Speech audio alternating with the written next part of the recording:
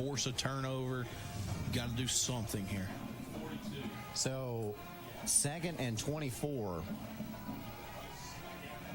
You get a stop right here, maybe a short gain, then Clinton probably thinking about taking that last time out. Guys at home, what side do you think Lenore City is going to run to? The top of your screen or the bottom of your screen? Well, I'm not at home right now, but I would say the right side. And it is Wilhite with the carry. Wilhite lost the football, but out of bounds. Decent pickup there for Wilhite. See here, you got 7 offensive players against 5 defensive players. Good heads-up play by the cornerback at Clinton coming in there and taking on that lead block. No, the ball went out of bounds. They knocked the ball out of bounds. So now it's 3rd and 5.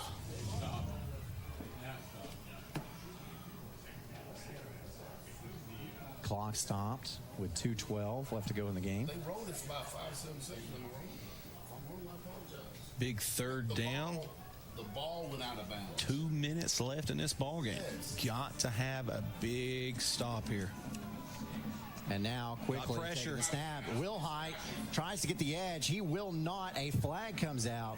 What did you see? Looked like it was going to be a holding penalty, but let's see what the white hat gets reported.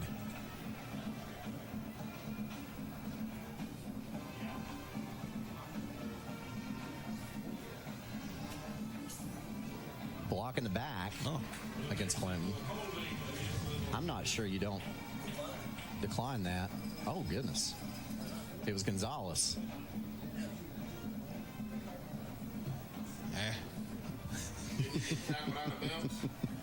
That's one of those iffy ones. That definitely wasn't blocking in the back.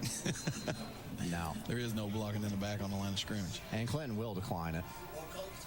Huge 4th down here. And Clinton will also call the timeout. Stop that clock. Yeah, so getting into crunch time. This timeout brought to you by Patterson's Appliances. Save with scratch and dent appliances at a Rockwood outlet store. Patterson's Appliances has been helping families like yours find quality home appliances from trusted brands including Whirlpool, Maytag, and KitchenAid for over 55 years. Our knowledgeable appliance specialists know how to outfit your kitchen or laundry room with the right appliances to meet your needs. We service what we sell with our own in-house factory-trained service technicians. And for the DIYers, our parts department is always ready to help customers find the appliance parts they need. Patterson's Home Appliances, because we care.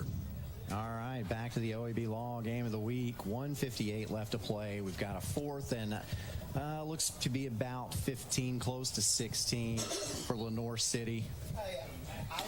And in this situation, obviously you want a first down if you're Lenore City, but priority is try to have a very slow developing play to use as much time as possible. Clinton doesn't have any timeouts, so you want to, run the football, keep that clock moving so that they eats a lot of that clock off. Yeah, you get a first down here. It is over. And now Lenore City will shift like they did before. Now there's 3 defenders against 7 offensive players at the top of your screen. Now Wilhite gets the play. And they're going to audible to that side, I promise. 3 seconds on the play clock. And now Lenore City will take a timeout. This timeout brought to you by Patterson's Appliances. While you wait, visit PattersonsAppliances.com to shop online for quality home appliances today.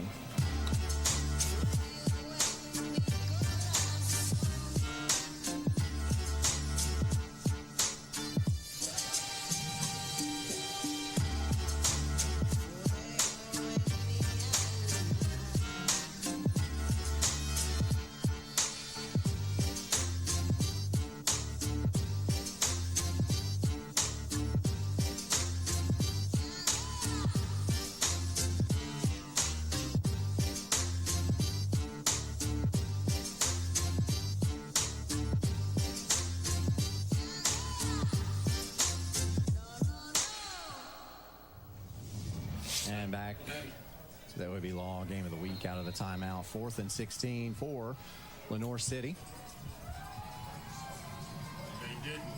Heavy formation to the right side of your screen. That's probably where the ball's going. Wilhite Will Height rolls to his right, looks downfield.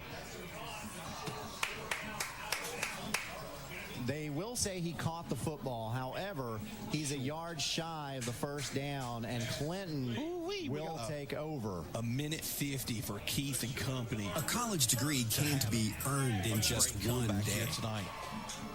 Plenty of time left for this Clinton offense to score. Good play call. Yeah.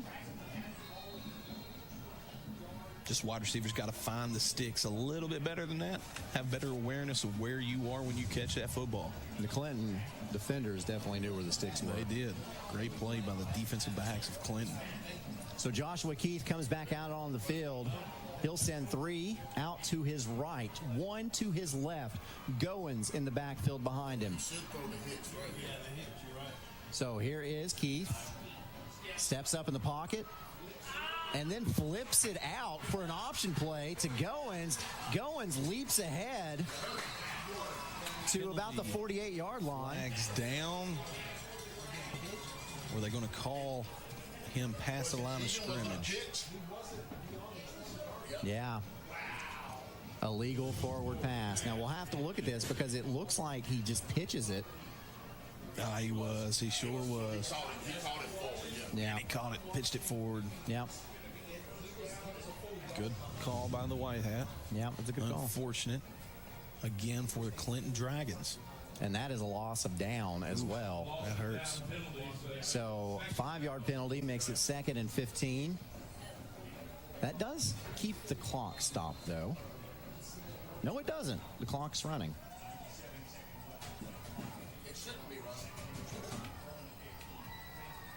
Minute and a half. 2nd and 15. Keith with the snap. Rolls to his right. And now we'll take off with it and go out of bounds. And that will stop the clock for sure.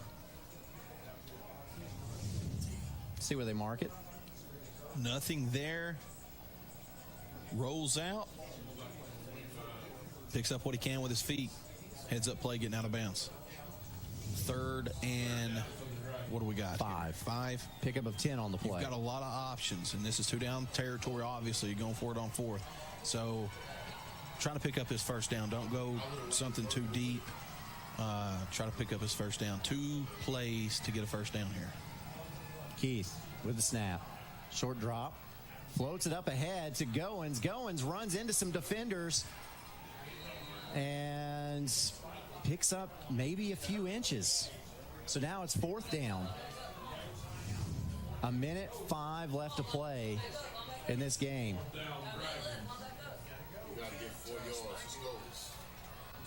Clock running, under a minute to play. Keith, this could be the play of the game. Keith drops, looks, fires over the middle. Good catch. Wow.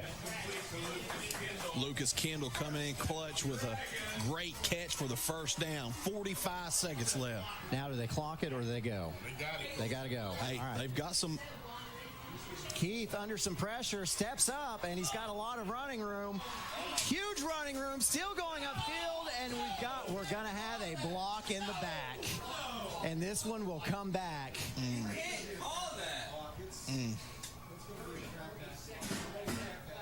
And that's Will Height on the ground. He takes his helmet off. I don't know if you'll be able to see it on your Chuck Fleischman replay. But Will Height seems to be in a lot of pain. Let's see what happened here. Chuck Fleischman replay all day long.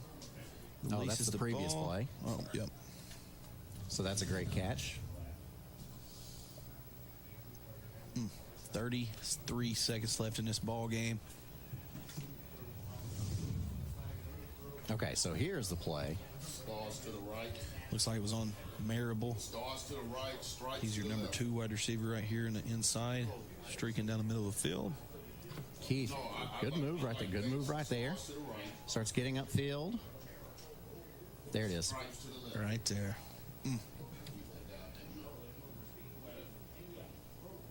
Just out of screen. From that angle, it definitely looks like it. We can't tell. No. Can't tell. Either way you go, it was called a penalty. Huge setback for. The post should be open.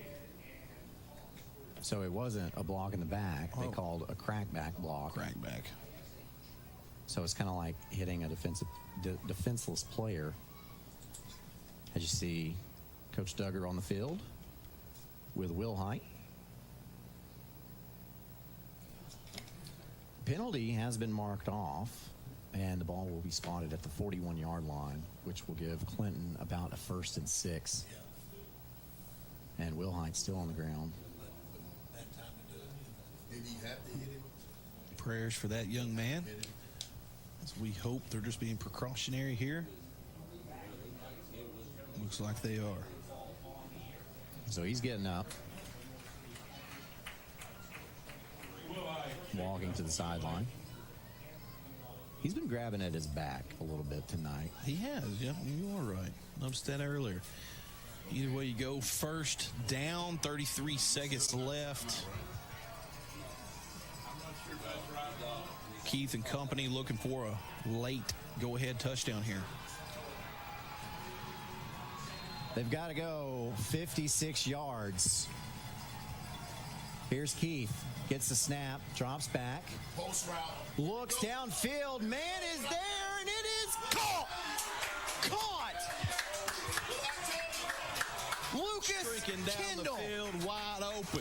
And now the clock is stopped for the chains to move. Ball spotted at the 12-yard Gotta line. get a Keith clock going to play clock here. this one. Ooh. And he does clock it. I hope he pulls that ball back some. He was offside. It looked like he was offsides on the Okay. snap. Let's say, hey, relax. Oh, they're talking about it.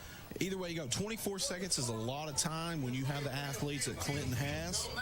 Let's see here on the replay. I'm wondering if maybe they just didn't set That's it. That's a penalty. That is a penalty. I agree, it should be. Should have been 5 yards. Relax, coach. Relax.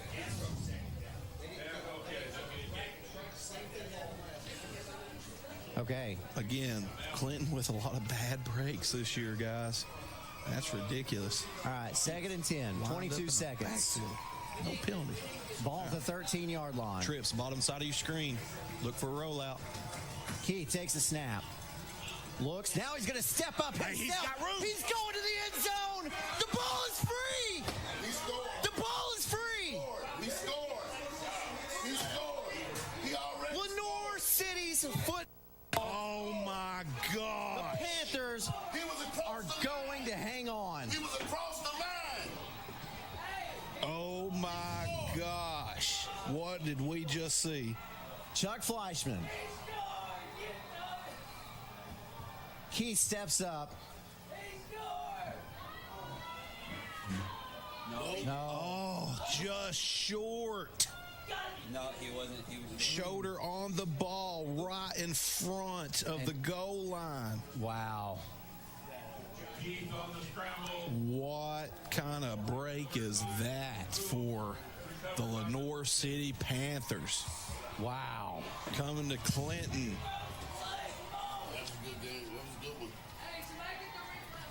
one. What a fight.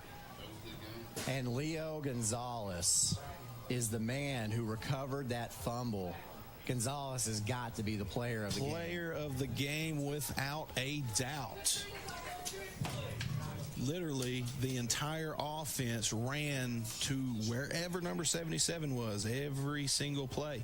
He had the dominating force all night long. And Clinton has been called with an unsportsmanlike conduct penalty. Obviously, they are plenty upset, but I mean, man. you can see this clearly. Oh, Right on the one. that's tough, man. It's kind of been that way this year for Clinton. It has. A lot of bad breaks. So close to being a playoff team. All the Clinton fans believe that their quarterback scored on that last play. He did not. Very Lenore City close. Lenore City's going to take a timeout, so we'll go ahead and tell you that the timeout brought to you by Patterson's Appliances. Check out the new store at 1067 South Walnut Avenue in Cookeville, now open for business. When your champions are always on the go, make sure their journey is safe and reliable. Ray Varner Ford in Clinton can drive you to the next level of performance in this new 2022 F-150 4x4 $39,990. 2022 Explorer XLT 4-wheel drive $51,245. 2022 F-150 4x4 Super Crew $62,240. Local you trust, performance you can afford. Ray Varner Ford, your East Tennessee Ford dealership. I-75 exit 122 or shop us online at rayvarnerford.com. Back to the OAB Law Game of the Week. Golly. What a game. I'm telling you guys. And you got to be disappointed if you're a Clinton fan, as we all are. But I tell you, this is a much improved football team than years past, guys. Coach Keith and company has done a great job of building this program. Just had a lot of bad breaks this year. Got to clean up the penalties. This one is over. Lenore City gets the huge win at the Dragons' house. This is a region win for Lenore City, their first since 2018. Whew. Under new head coach Gary Duggar, who was an assistant coach in Alabama before getting the head gig here. Huge win for that program of Lenore City, who's also faced a lot of adversity and bad breaks in the 2022 season. Finally able to capitalize on some Clinton mistakes. Got a big win for that program. And this will eliminate Clinton from playoff contention. Nobody would have guessed that in the beginning of this season. Clinton, one of the better talented teams in our area, just had a lot of bad luck this year. I don't know what it was. Need to call a voodoo priest and put in that locker room or something. But I still am leaving away way more impressed with this Clinton football team that I'm seeing on this football field than what we've seen 3-4 years ago. Yeah, for years and years, this season will be looked back on as the season of what ifs. What if? Yeah, because dreamed about the perfect 4 house. games where basically they had a chance to win in the fourth quarter and couldn't get it done.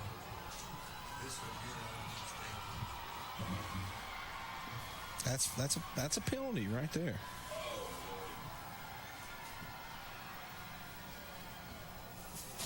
Big miss by the official. I don't know how you miss that. Sideline judge has got to be over there looking at that. I mean, he was 5 yards. Yeah. Oh, he did say. Okay. Devastating loss for the Clinton Dragons.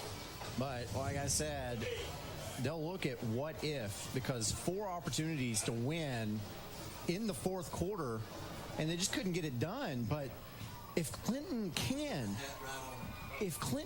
win those 4 games, this is an undefeated football team this year. I mean, and when Clinton coaches go back and watch this game film, they're going to be kind of upset with themselves defensively because of, just a lot of missed movements. They should have adjusted some players around defensively to, pick up on that heavy formation. And it's something they can learn from moving forward. Did they have a change in defensive coordinator over here? So, yeah, they did. Okay. So, yeah, and that's got to play into it a little bit. I guarantee it does. That's a huge part of the loss here tonight was failure to make adjustments defensively during this ball game. And again, that's a testament to Lenore City's offensive production of running all that misdirection. That's one of the worst offenses to defensively scheme for because it's hard. You don't know what they're going to do. But when they were giving you that telltale sign of running the football about 90+% of the time to the number 77 side, they should have picked up on that. No, that's a missed opportunity for Clinton. Well, a dejected team out there for the Clinton Dragons, as you can tell, and Lenoir City on the other side is going to be celebrating. I think it's much like we saw in that playoff game last year with Coalfield and Coalfield and Cloudland. Coalfield, I think, was the better team, the more talented team, but that offense right there is something you don't see very often. So thank you again, David Queener. We'll be able to see him in just a moment with the Free Medical Clinic Friday night Scoreboard show. Gracious. Whew. Make sure you call, guys. I know we got listeners from all over the place, and if you was attending a ball game or you was flipping in between channels and you seen something you want to discuss, call in. They will definitely help you figure out what the rules were or talk about whatever. So if you want to participate, give them a call. They need to hear your voice. Yeah, there'll be a lot of Clinton fans tonight. So call in. Let them know what you saw, guys. This has been a great one. Thank you so much for joining us for tonight's OEB Law Game of the Week. Next week, we're going to be in Rockwood. Ooh-wee. Wartburg will be in town. First time covering Wartburg. In a while. Yeah, so that'll be exciting.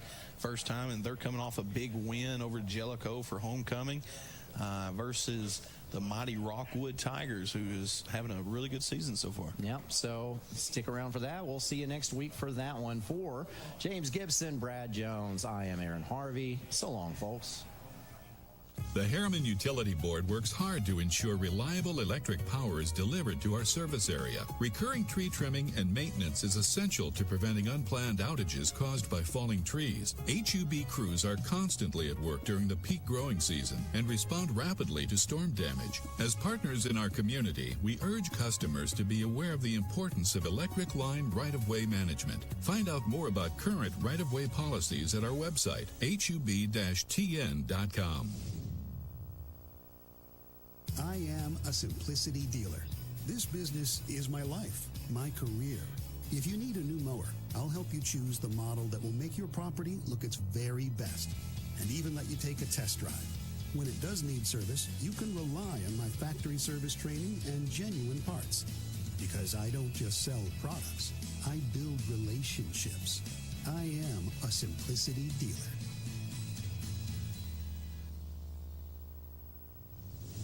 Football is back.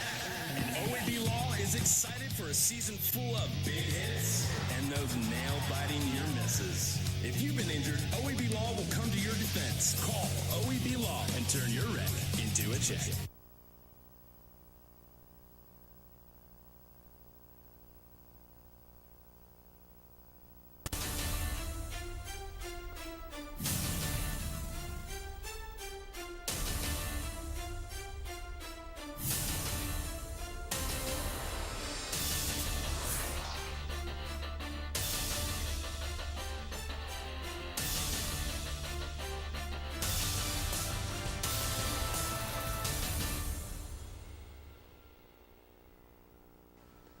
Welcome to the Free Medical Clinic Friday Night Scoreboard. David Queener here. Appreciate Free Medical Clinic sponsoring the show. Folks, there's over 14,000 people in Anderson, Morgan, and Roane that qualify for some medical insurance, and don't go without it. Go to fmcor.org and find out how you can get some no-charge care. So check with Free Medical Clinics, and they'll hook you up. Good people, and they take care of us here on the Scoreboard show. We appreciate their sponsorship. Listen, I'm sure people from Clinton, when they get home, are going to call and want to know about a couple things. I will say this. Offsides on Lenoir City. Why that penalty was not called, I have no idea. 4 steps, probably at least for the kid. I think Clinton had already clocked the ball before he ever got back over on his side. That's the opinion. I've watched it about 3 times here as they were running the replays back. Number 2, quarterback from Clinton, in my opinion, did not get in the end zone. He got turned around backwards, and the ball stayed with him backwards. He didn't get in the end zone, and he fumbled the ball. That's what it looks like on a replay. You might have a different opinion. You might have been at the game and seen something completely different than what the cameras didn't get. And I've watched it replay again about 3 or 4 times that they've ran it. So I think it was a fumble. North City recovered it. It's a heartbreak loss for Clinton. So that's two plays that stick out. I'm sure there's other plays in the game that you could probably piece in there and say, well, this made a difference or that made a difference. Well, I can tell you this. This made a difference with penalties, and that has killed Clinton all year long, just penalties, penalties, penalties. And, you know, they've just had trying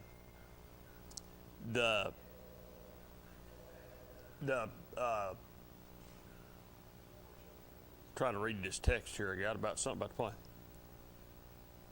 Oh, I'm told the ball was not blowed ready to play, so it was not an offside. So and they were waiting on the change to move. So don't know. I didn't see that. I didn't pay any attention to that part of it, but we will check it out. Maybe we'll get some replays later on. We'll find out. That's what they're saying.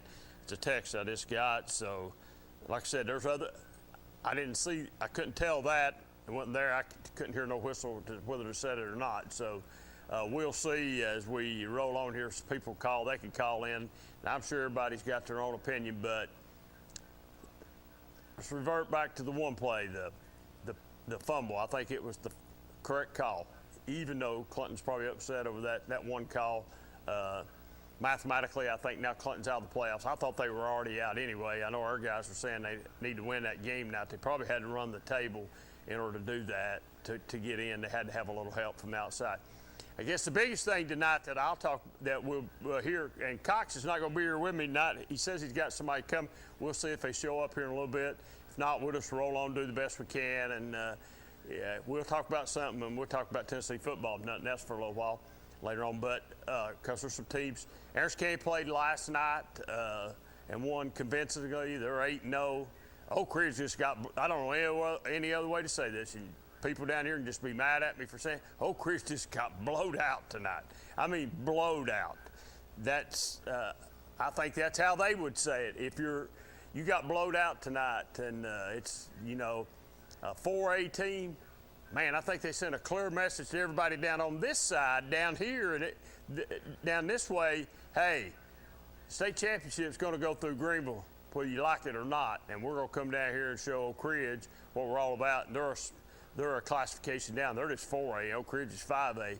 So that's a clash on down the road. It's still a ways off. We'll see how that plays out a little later on in the year as we rock on. But Clinton just couldn't get it going tonight for some reason. I thought Clinton back home tonight would play fairly well, but got off to a slow start. And Lenore City, everybody says it's a much improved team. They are a much improved team, but not that improved yet. Clinton shouldn't have beat them tonight. Clinton should have won that ball game tonight, but they didn't. They get beat 24-20. Let's see here. I'll tell you about Oak Ridge. If you're on the line, just hold on just a second, folks. We'll get you here in just a second. Oak Ridge goes down 49-13. I've been doing this show a long time, and I'm trying to think. And I'm sure there's somebody out here watching me right now from Oak Ridge could tell me when the last time Oak Ridge got beat that bad. At home. That's just a shocker. That might be the biggest thing tonight on the scoreboard. Quick caller, you're on the air. Anderson County won 55-24. Okay, thank you, caller. Okay, bye. Couldn't hear him, but I think he said, what I could hear, I think he said Anderson County won last night, and they did win last night. Quick caller, you're on the air. So, well, what do you say, Cleaner? Hey, what do you say, man? That was rough. That sucked. What was rough? That game, we getting blown out. That sucked. You like it, don't you? Did you like it? I hated it. You hated it? How'd it feel to get beat by a lower classification team? Oh, well, not as bad as losing to a team that just got their first region win in 4 years. I know, that's what I'm saying. How did it feel? How does it feel? How does it feel to be on the other side? How's it feel to be on the other side of the fence? You can overtalk. Listen. The bigger talk is that's Lenore City's first win. He wants to overtalk me. I'll just cut him off, and then that way I can talk. So now he's on the other side of the fence, and you don't like that too much. So don't fool with calling me back tonight, okay? Because if it's you on the phone, I'll hang up on you every time. I'm not going to listen to you tonight. Go on with making excuses and whatever. It don't matter to me what your excuse is. it's falling on deaf ears tonight, okay? You got humiliated tonight at home, so you worry about that. I'm not listening to your mouth tonight, period. That's out. That's out tonight. So, Anderson County, like I said, Anderson County wins last night. I think they sew up the #1 part there and roll on. Get you some more scores here. Man, people don't want to cooperate tonight, and I'm sure not in the cooperation. Powell takes care of Campbell County, not 58-36. So Powell played it pretty much right to get their quarterback back, get him healthy. So Powell keeps on rolling. Let's see here. Who's on the phone? You on the air? Go ahead. Yeah, that guy's probably mad because he's got to go out there and pick him crying tails up off the turnpike. You might be right, caller. You might be right. He just wants to overtalk because he don't want to admit it, get on the other side of the fence. So, Yeah, they want him to hurry up and get out there and help him pick him crying tails up for somebody wrecks. Yeah, that's probably true. Have a good day. Thanks, man. You on the air? Go ahead. David. Yeah. We really should have won that game tonight. Yeah. It was a touchdown. Well, I didn't see it that way, Anthony, but you could be right. Okay? You could be right. You sure could be. Are we out of the playoffs now? Yeah, you're out of the playoffs. All right. All right, bud. All right, see you, man. Sorry for Anthony there, but Clinton is out of the playoffs as of tonight. So, anyway, big night, week 8 going in. High school football's dwindling down. Man, it don't seem like not long ago we was, starting high school football in August and hotter than ike outside, and the wind about blowed me off my scooter coming in here tonight. The wind's blowing so hard, but it's dwindling down, and the playoff picture is everybody's starting to pencil it in, and it's penciled in. Some of it's penciled in ink already, and it's for long we'll be talking about who's playing. Cofield, let's see, I think Cofield won tonight. They did. I'm being told back. I'll give you a score here in just a second. I had it here just a minute ago, and I meant to talk about it, but then 40-6. 46, Cofield won tonight over Greenback. Congratulations to Cofield on the win night. Kingston goes down, according to Coach T now, Kingston goes down to Signal Mountain 21-14 tonight. See if there's anybody else around here. Carnes beats Halls 31-20. Oliver Springs, and it says this thing's at halftime. I don't know if it's at halftime or not. I don't know. Oliver Springs and Sunbright. All right, Old West wins 49-6. I think that's 4 in a row. Congratulations to Oliver Springs, the 4th win in a row. They've, I think they started out at lost the first 3 straight games, and they're on a little winning streak right now, and chugging right along. So to Mayor down Oliver Springs to know that, give him a little love there. He's a little worried about me there, so hadn't given him no love. And then got a couple other people I know they're watching tonight. Donna and Greg, appreciate y'all watching tonight, and they're loyal watchers too. And hey, I appreciate my guest last week that came in with me, Neelan Bray. Listen, folks, that little guy's 8 years old. He's 8, and he loves Anderson County Mavericks, and he loves number 14 for the Mavericks, wide receiver. And man, I cannot think of that young man's name, but I want to tip my hat at him for calling in and making Neelan's night here last week, calling in and talking to Neelan. And, for high school players to realize they got some little eyes on them too. Just, they're somebody's heroes too. And Neelan is a big fan of AC, and he's a bigger fan probably of the Atlanta Braves maybe than anything, and NASCAR too. But he keeps up with it real well. And I thought Neelan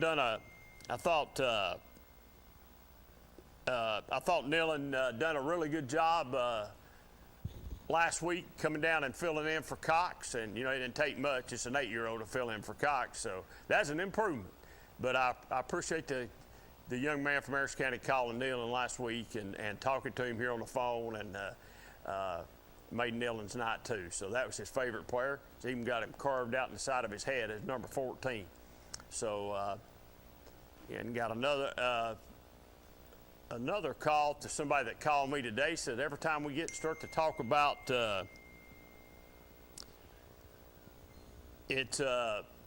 every time we start to talk about Brian Moog, somebody interrupts me or Cox, or just me maybe. Moog had a big game last night for Harris County. He's had a bunch of big games this year. So they've got two-headed horse up there with him and Noah, and Noah's been hurt for the first part of the year. Did play a little bit more last night, it seemed like to me anyway. But Moog's having a fine season, and like I said, AC just rolls. AC's rolling right along. So, congratulations to all the teams that won tonight, and to all the teams that fought hard. I know there's nobody goes out there trying to lose. I'll guarantee you that. They all go out there trying to win. So, but congratulations to all the teams that won tonight. Like I said, it's you leave it all on the field, and when you leave, it's tough. And for Clinton tonight, it was just a tough loss. So let's see, we got another call. Let's get the call. Quick caller, you on there? I was trying to wonder about the Harriman and Midway game. All right, I seen that here just a second ago, and I think Harriman.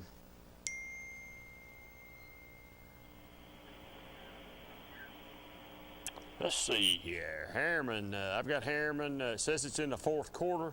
I don't know. That's just maybe not went final yet. 43-22, Harriman over Midway. All right. All right. I mean, if you want. Quick caller, you on the air? Hey, David, how many yards rushing did Goins have tonight for Clinton? I don't know. I've not seen any stats on him yet. I don't know. He had a bunch. He runs the ball hard for Clinton. He runs the ball real hard. And he's the 10th in the state. Yeah, he's leading in some categories in the state right now. I don't know what all he's leading in, but he is leading in the category in the state, and rushing is part of it. But he is somewhere right there in the top 10. Okay. All right. Thanks a lot. All right, man. Thank you. So for the people that are texting me, let's see here if I maybe can answer a question or something. If somebody's texting me here, that's one that's sensible anyway.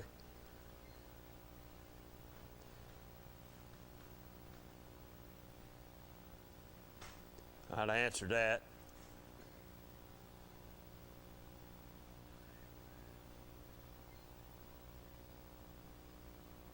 So somebody thinks I need to shave. You're probably right. I probably do, but I'm not going to. I'll tell you that, all right? I'm not going to. Don't have to no more. So I'm not under those crazy rules being told what I have to do all the time. So, hey, let's jump out and take our first break tonight, and we'll be right back here in just a few minutes on a Friday night scoreboard. Maybe the second time around will be a little bit better than the first little part of calling in. We'll see if it's any better. We'll be right back in just a minute. We should never lose sight of our health. To keep moving forward, let's not forget everything we've learned. Limit the salty food options. Make your own daily exercise routine. And always receive regular checkups. More than anything, we have learned how important these small steps can make a big difference, so we can all continue to move forward together.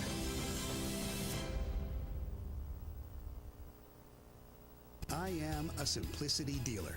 This business is my life, my career. If you need a new mower, I'll help you choose the model that will make your property look its very best, and even let you take a test drive. When it does need service, you can rely on my factory service training and genuine parts.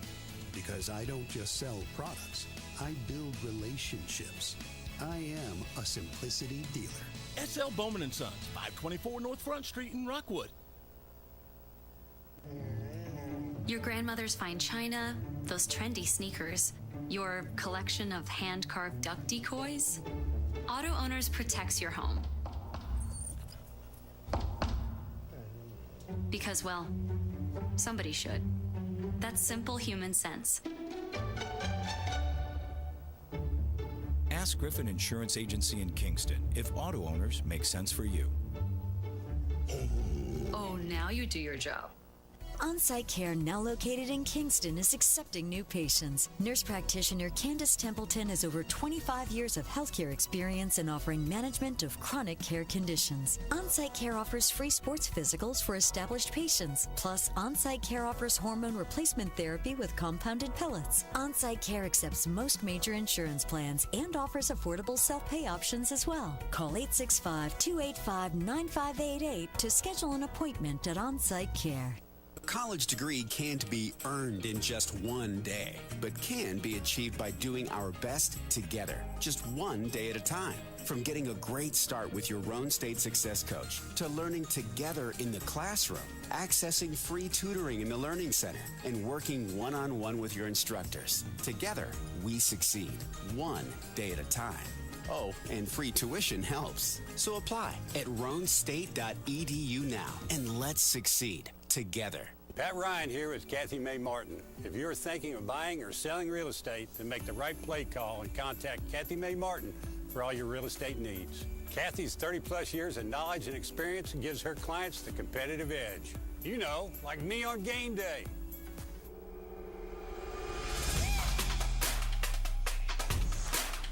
Kick is up and it's good. Kathy Mae Martin for all your real estate needs. Evans Mortuary has been serving the needs of families in and around Roane County since 1976. As established members of our hometown community, we understand the security of dealing with people you know you can trust. We build our reputation on this trust. The Evans family appreciates the confidence the community has expressed in us over the years and will constantly strive to earn that favor. Evans Mortuary, 805 North Gateway.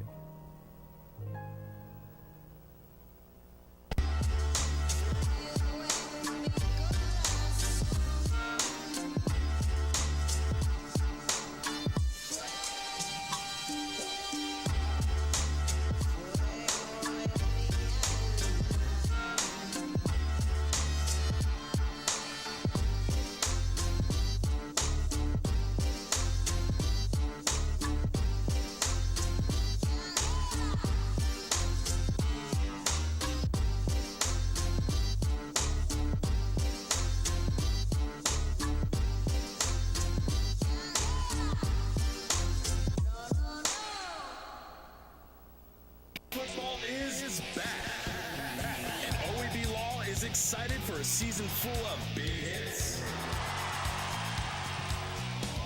perfect plays, and those nail-biting near misses.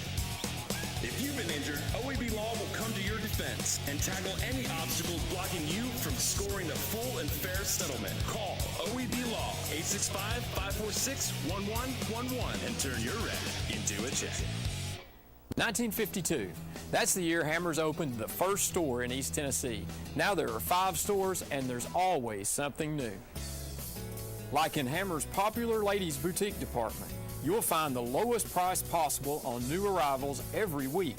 Find similar deals in the men's department and the expanded rug department.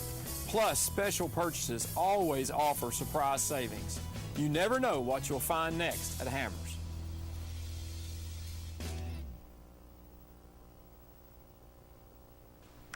Welcome back to the Free Medical Clinic Friday Night Scoreboard, and we appreciate those folks sponsoring us. Our high school football around here takes sponsorship to keep the lights on, but we appreciate them for sponsoring us.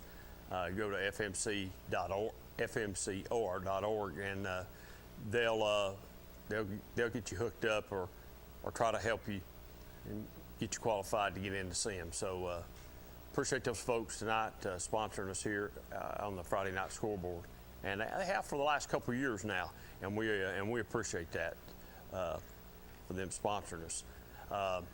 You know, a few people's called in about the offsides play that the official hadn't blown it ready to play, and on the replay, it don't show. I don't see that. So then one caller called in and said that it was actually a touchdown.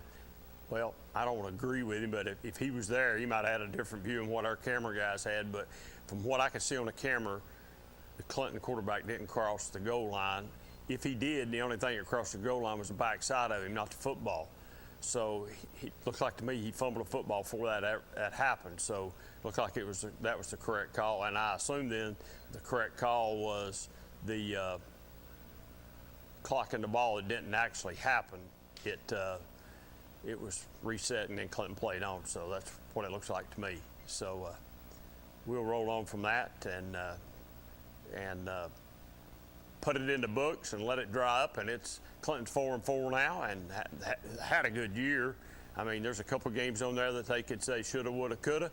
This is one of them. There's a couple, maybe another one here and there they might could say. So Clinton still had a good year considering what this program was 2 or 3 years ago. So it's not really congratulations, but I know you don't get moral victories in football, but Clinton didn't play bad tonight and probably should have won the game tonight. And I think everybody up that way would probably tell you that.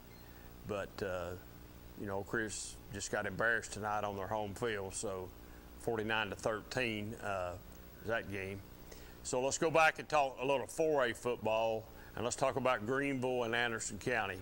So now those teams, it's like you got two trains on the track, and they're headed right for each other. And there's going to be a huge collision in the playoffs. So that and what I'm fixing to say is no secret to anybody. That's been Anderson County's problem, has been either Elizabethton or Greenville. And Anderson County beat Elizabethton earlier this year in overtime at Anderson County. So I think the collision course is for Greenville and Anderson County to play deep in. It'll be probably in the third round, I think. That's what everybody around here says. So that's a collision course. Now, to go west further, about 4A teams or on down that way, I don't have any idea. I'm not really, I do good just to keep up what's here right in our back door. So I've not had anybody say there's somebody coming from Middle Tennessee or West Tennessee that's really having a barn burner years. If they are, they're not.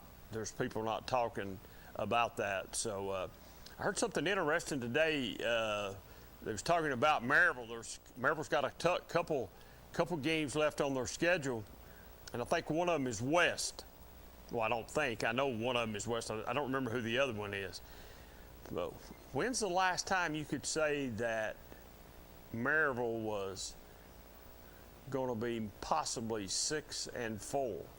Because the person I was listening to on TV tonight on the sports was pretty much thought Maryville might lose those last two ball games. Now, I don't know where they're played or where they're at, so I know nothing about that. And I can tell you this much, if they ask me to pick that game tonight, I'll pick Maryville every time till you just have to beat them and prove me wrong. So, just don't count Maryville out. But it's been a long time since they've had two losses, since one of them that it's been other than Al Coyle being the loss, it's been somebody else. So, like they said, I want to say 2000 and something maybe is the last time they had a bunch of losses. So, but anyway, that's just talk about some, 6A football around here. You still got Oakland and you still got some other people out here.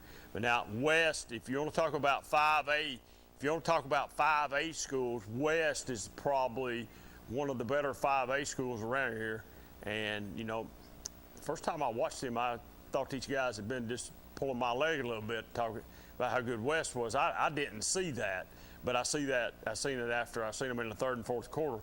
West is a pretty good football team, and they'll be somebody hard to handle. And the Maryville West game, I hope it's a TV game somewhere, because that would be a game that I would pay to go and see those two teams play.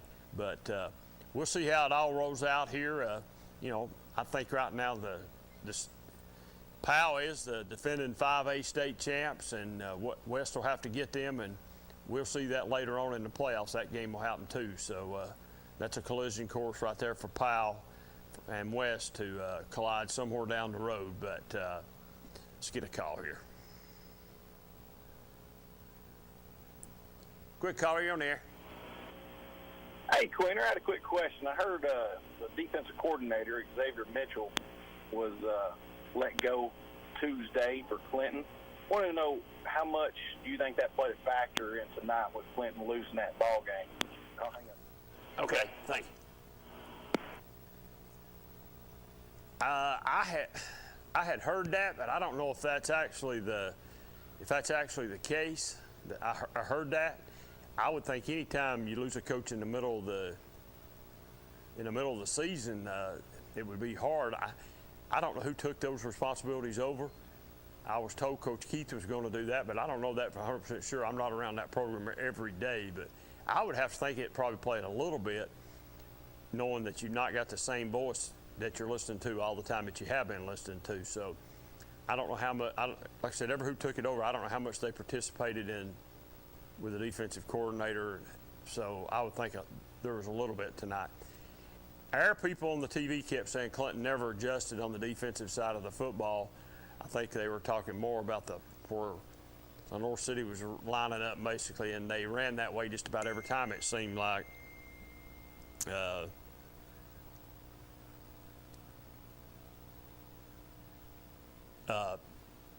The strong side, they were leaning to the strong side, and they ran to the strong side a lot. So, that's where it seemed like the North City ran a lot, because our guys was pretty much calling it left or right. So, once again, I'm watching it on TV, and to tell you if it made a big deal tonight, probably did, but I don't know that. Kids are pretty resilient nowadays, and they hear Coach Keith's voice every day. So if he's the one that called the defense tonight, and if he's the one that was talking to him, it probably was no big deal, because he's the head man. So it probably wasn't a big deal. So my opinion, just you asked and I gave it. So, but like I said, that's what I think you're correct, but I don't know that to be 100% sure if that actual move took place tonight. If it has taken place this week, that's the rumor. So, if very well could have. Be nice to know what the reasoning was for the defense coordinator to, I guess he got fired or he just left. I'd like to know what the reason was. That'd be probably a question somebody would be asking. I don't know. I know Clinton's defense has had trouble this year getting off the field at certain times and stopping people from passing on them. So I don't know. Maybe Coach just made a change, and I don't know if that guy's still on the staff or not. So, but like I said, Clinton had a chance to win a ball game tonight, and they didn't do it. They just didn't do it. And I really thought with Clinton coming home tonight, Clinton's played pretty good at home this year.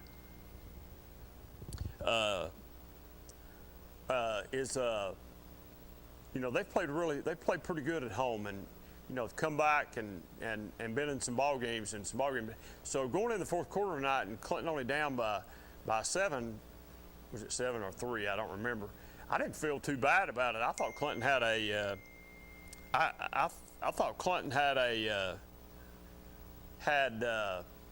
had a really good chance to win the game tonight, and I felt confident they probably were going to win the game tonight. But that football, man, you get a helmet on it or a hand on it and start swatting at it, and when it bounces funny ways. So it's part of the game. Fumbles are part of the game, just like if you throw the ball a lot. Interceptions are a part of the game, and you hate it, but that's just exactly what happened. See, somebody's texting me here. Let's see what we're saying here. Oh, we're going to have a couple people call. Okay, caller, let's tell them to call, man. The lines are open. 483-8112. Give us a call, and we'll talk to you. Like I said, a lot of teams are off tonight. I think next week, maybe, I know Clinton's off, I think, next week. I think Anderson County is too. They're off next week. Everybody's taking those buys, getting those buys in. With just a couple weeks left and a couple regular season games left here.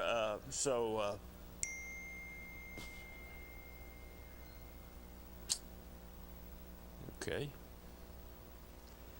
Like I said, 483-8112, give us a call, and we'll we'll talk about whatever game you was at tonight, and if you got something to say about the Clinton game, we'll talk about it.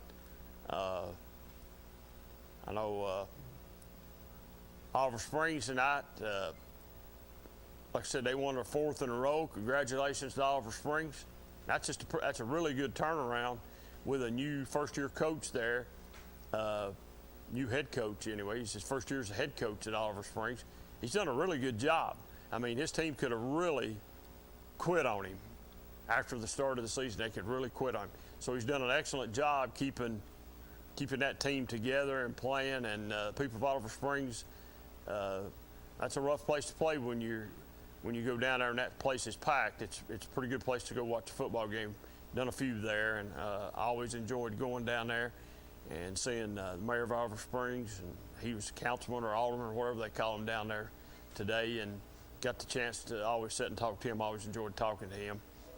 He's a good guy. So, here's a call. Let's see who it is. I've got some callers that might call in here.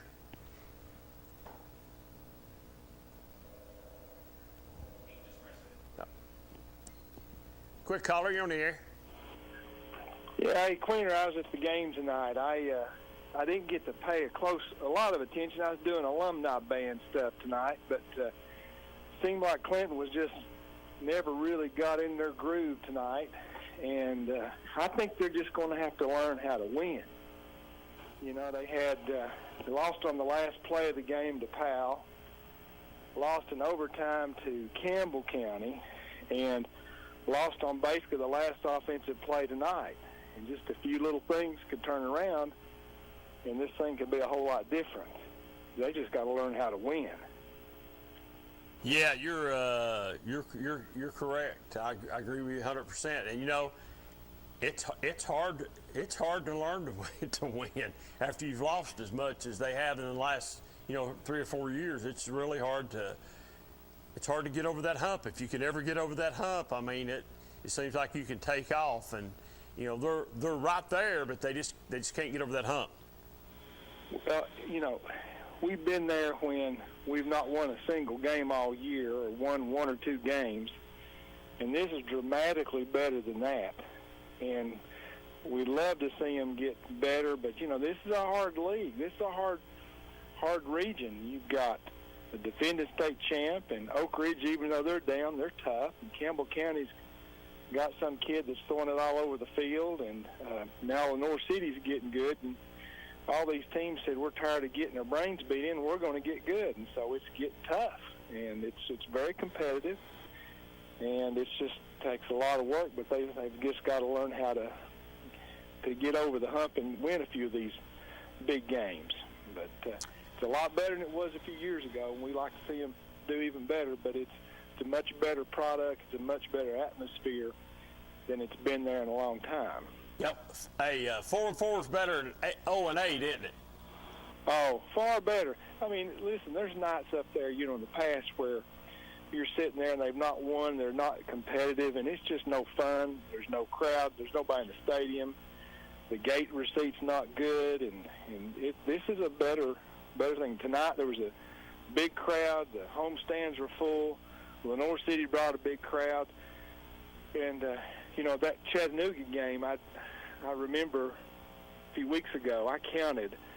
There were 106 people on the visitor side in that Chattanooga game, and that's not a very good gate when you think about it. And but tonight, Lenore City brought a big crowd, a lot of people.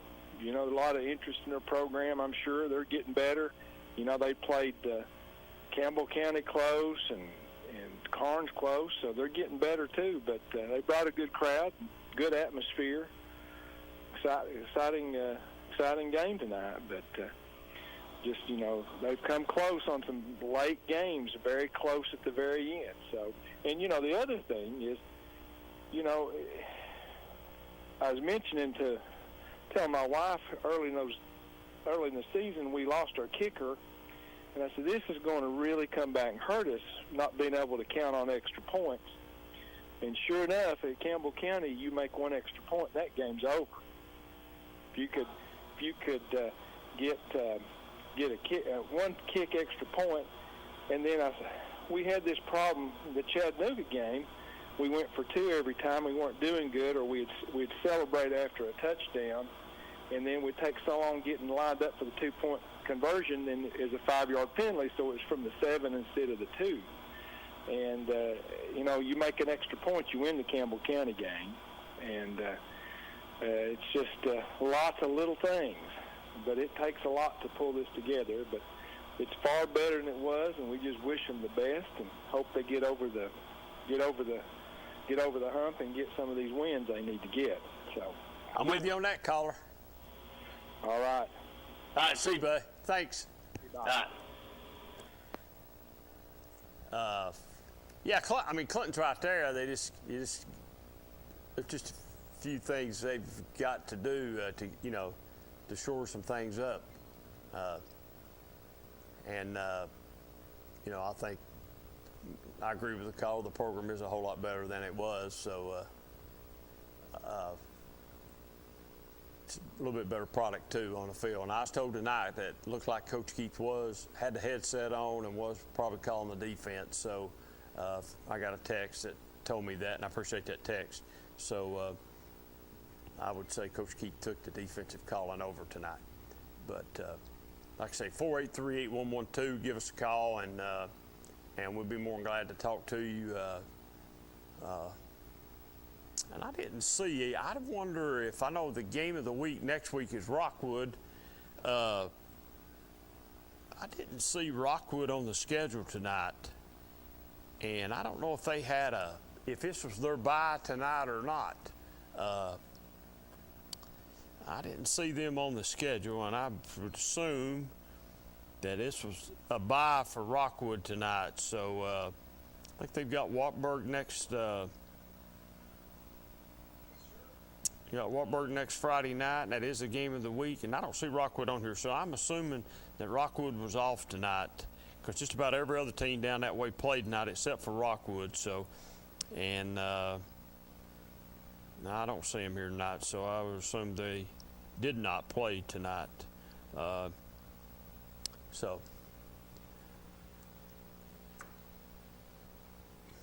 Midway, I was going to say something about Midway here a minute ago. Harriman and Midway, we did talk about them a little bit earlier.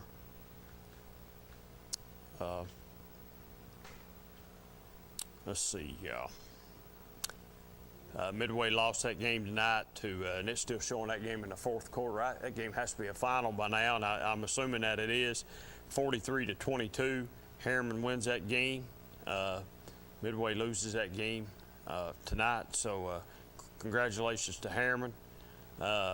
Central just all over South Doyle tonight, and I mean, when I say all over them, all over them early too tonight.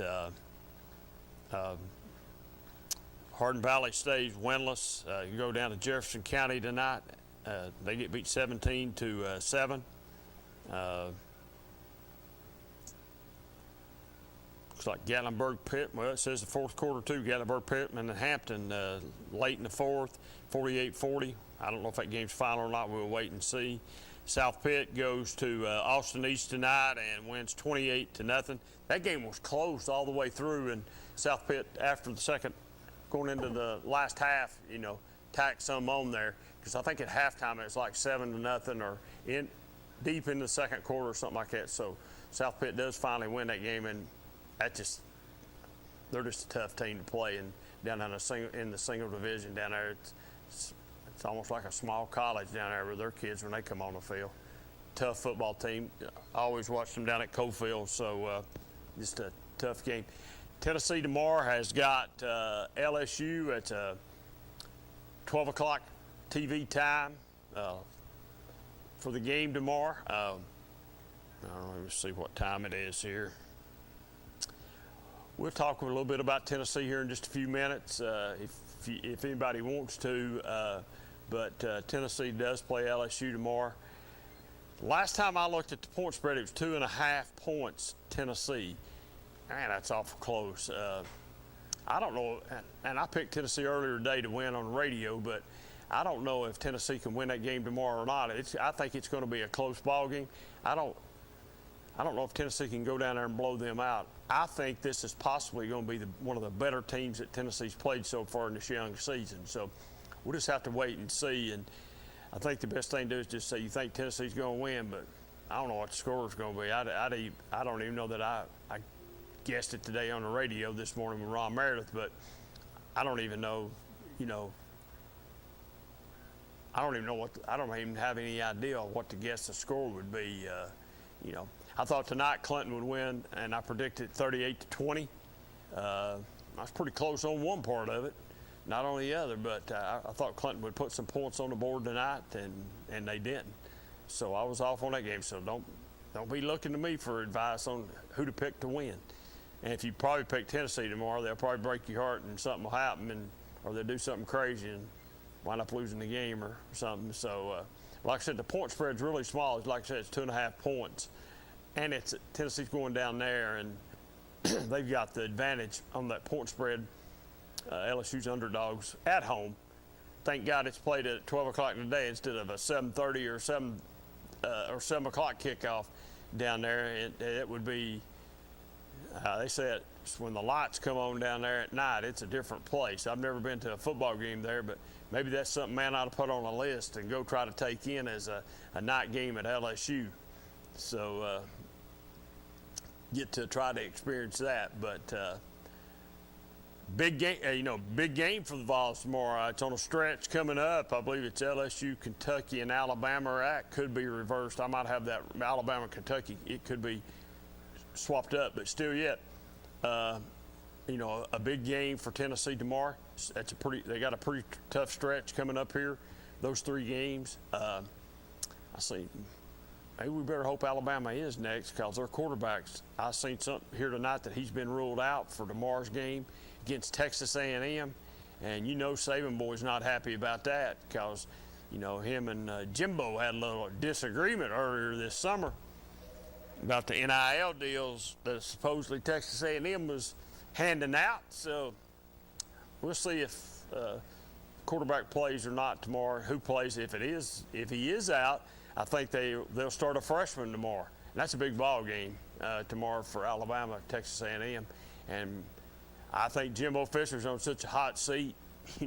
If he loses, they might fire him on the field like he fired the Arizona State coach on the field. After the game, they got him and fired him. That's worse than Lane Kiffin getting fired on the tarmac at the airport. Go ahead, caller, you're on the air. Yes, sir. This is your friendly mayor, sir. What's going on, man? How you doing? I'm doing well. I appreciate all the compliments you've been giving Oliver Springs, and I think the boys have been playing hard, and sometimes they've been outclassed, but they've never been out-hit. So I heard that. They did a good job. Well, they had a shaky start, but man, they've come back strong here down the stretch here. I mean, they've got it turned around.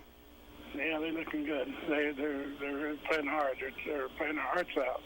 There's not that many of them, but the ones that's there are tough. So that's what it takes. You got to have your heart in it. That's what it takes, Mayor. You're exactly right. You got to play it hard. You're doing a good job, and appreciate you. All right, man. I appreciate Steve getting you on the right track there. Oh yeah, he called me immediately after he left with you and said, "Hey, you got to show the mayor down Oliver Springs some love. He's on you." And I said, "Got you, brother. I'll take care of him." And I did the next night, that Friday night on the show. Good to hear from you, Mayor. Yes, sir. I've been watching every night. We'll talk to you later, sir. All right, thanks, buddy. Bye. Mayor of OS. Like I said, I enjoy him and appreciate him calling tonight.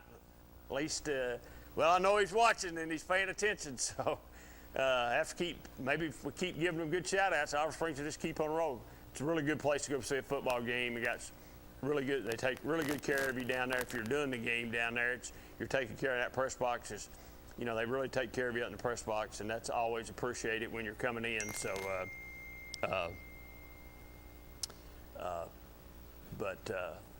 Big Brad said when he gets here, he's going to jump in with me. I'll be glad for that. So, but anyway, like I said, week 8, stamp it. It's in the books. So it's in the books, and we'll move on to next week. There'll be teams that'll be off next week on a bye, and that'll be okay. we'll be okay. And then the following 2 weeks, that's when the picture will get real clear then for who's going to be in the playoffs and who's not. Hey, let's jump out of here a minute on the Friday Night Scoreboard, and let's take another break on the Free Medical Clinic Friday Night Scoreboard. And we'll be right back in 2 or 3 minutes. Football is back, and OAB Law is excited for a season full of big hits and those nail-biting near misses. If you've been injured, OAB Law will come to your defense. Call OAB Law and turn your wreck into a check. 1952. That's the year Hammers opened the first store in East Tennessee. Now there are 5 stores, and there's always something new. Like in Hammers' popular ladies' boutique department, you'll find the lowest price possible on new arrivals every week. Find similar deals in the men's department and the expanded rug department. Plus, special purchases always offer surprise savings. You never know what you'll find next at Hammers.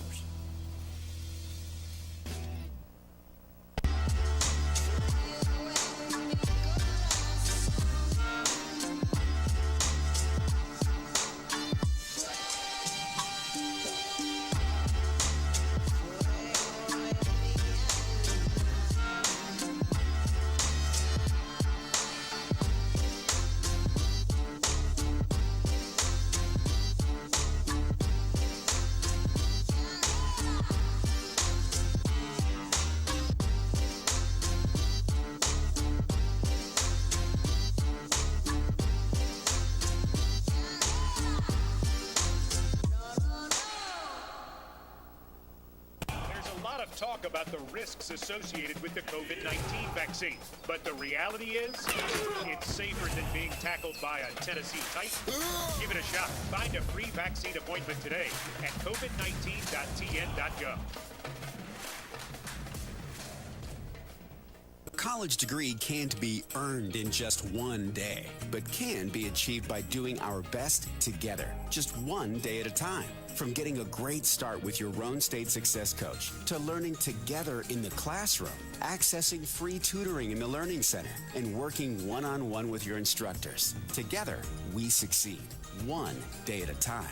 Oh, and free tuition helps. So apply at roanstate.edu now, and let's succeed together. Pat Ryan here with Kathy May Martin. If you're thinking of buying or selling real estate, then make the right play call and contact Kathy May Martin for all your real estate needs. Kathy's 30-plus years of knowledge and experience gives her clients the competitive edge.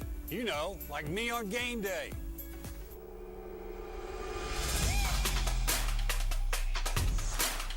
Kick is up and it's good.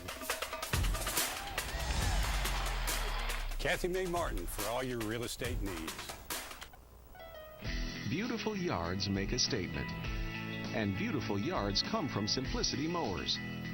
Their exclusive free-floating mower decks with full-width rollers track the contours of your yard for a perfect cut. So visit your neighborhood Simplicity dealer today and start the conversation about your lawn. Simplicity, the way to a beautiful lawn.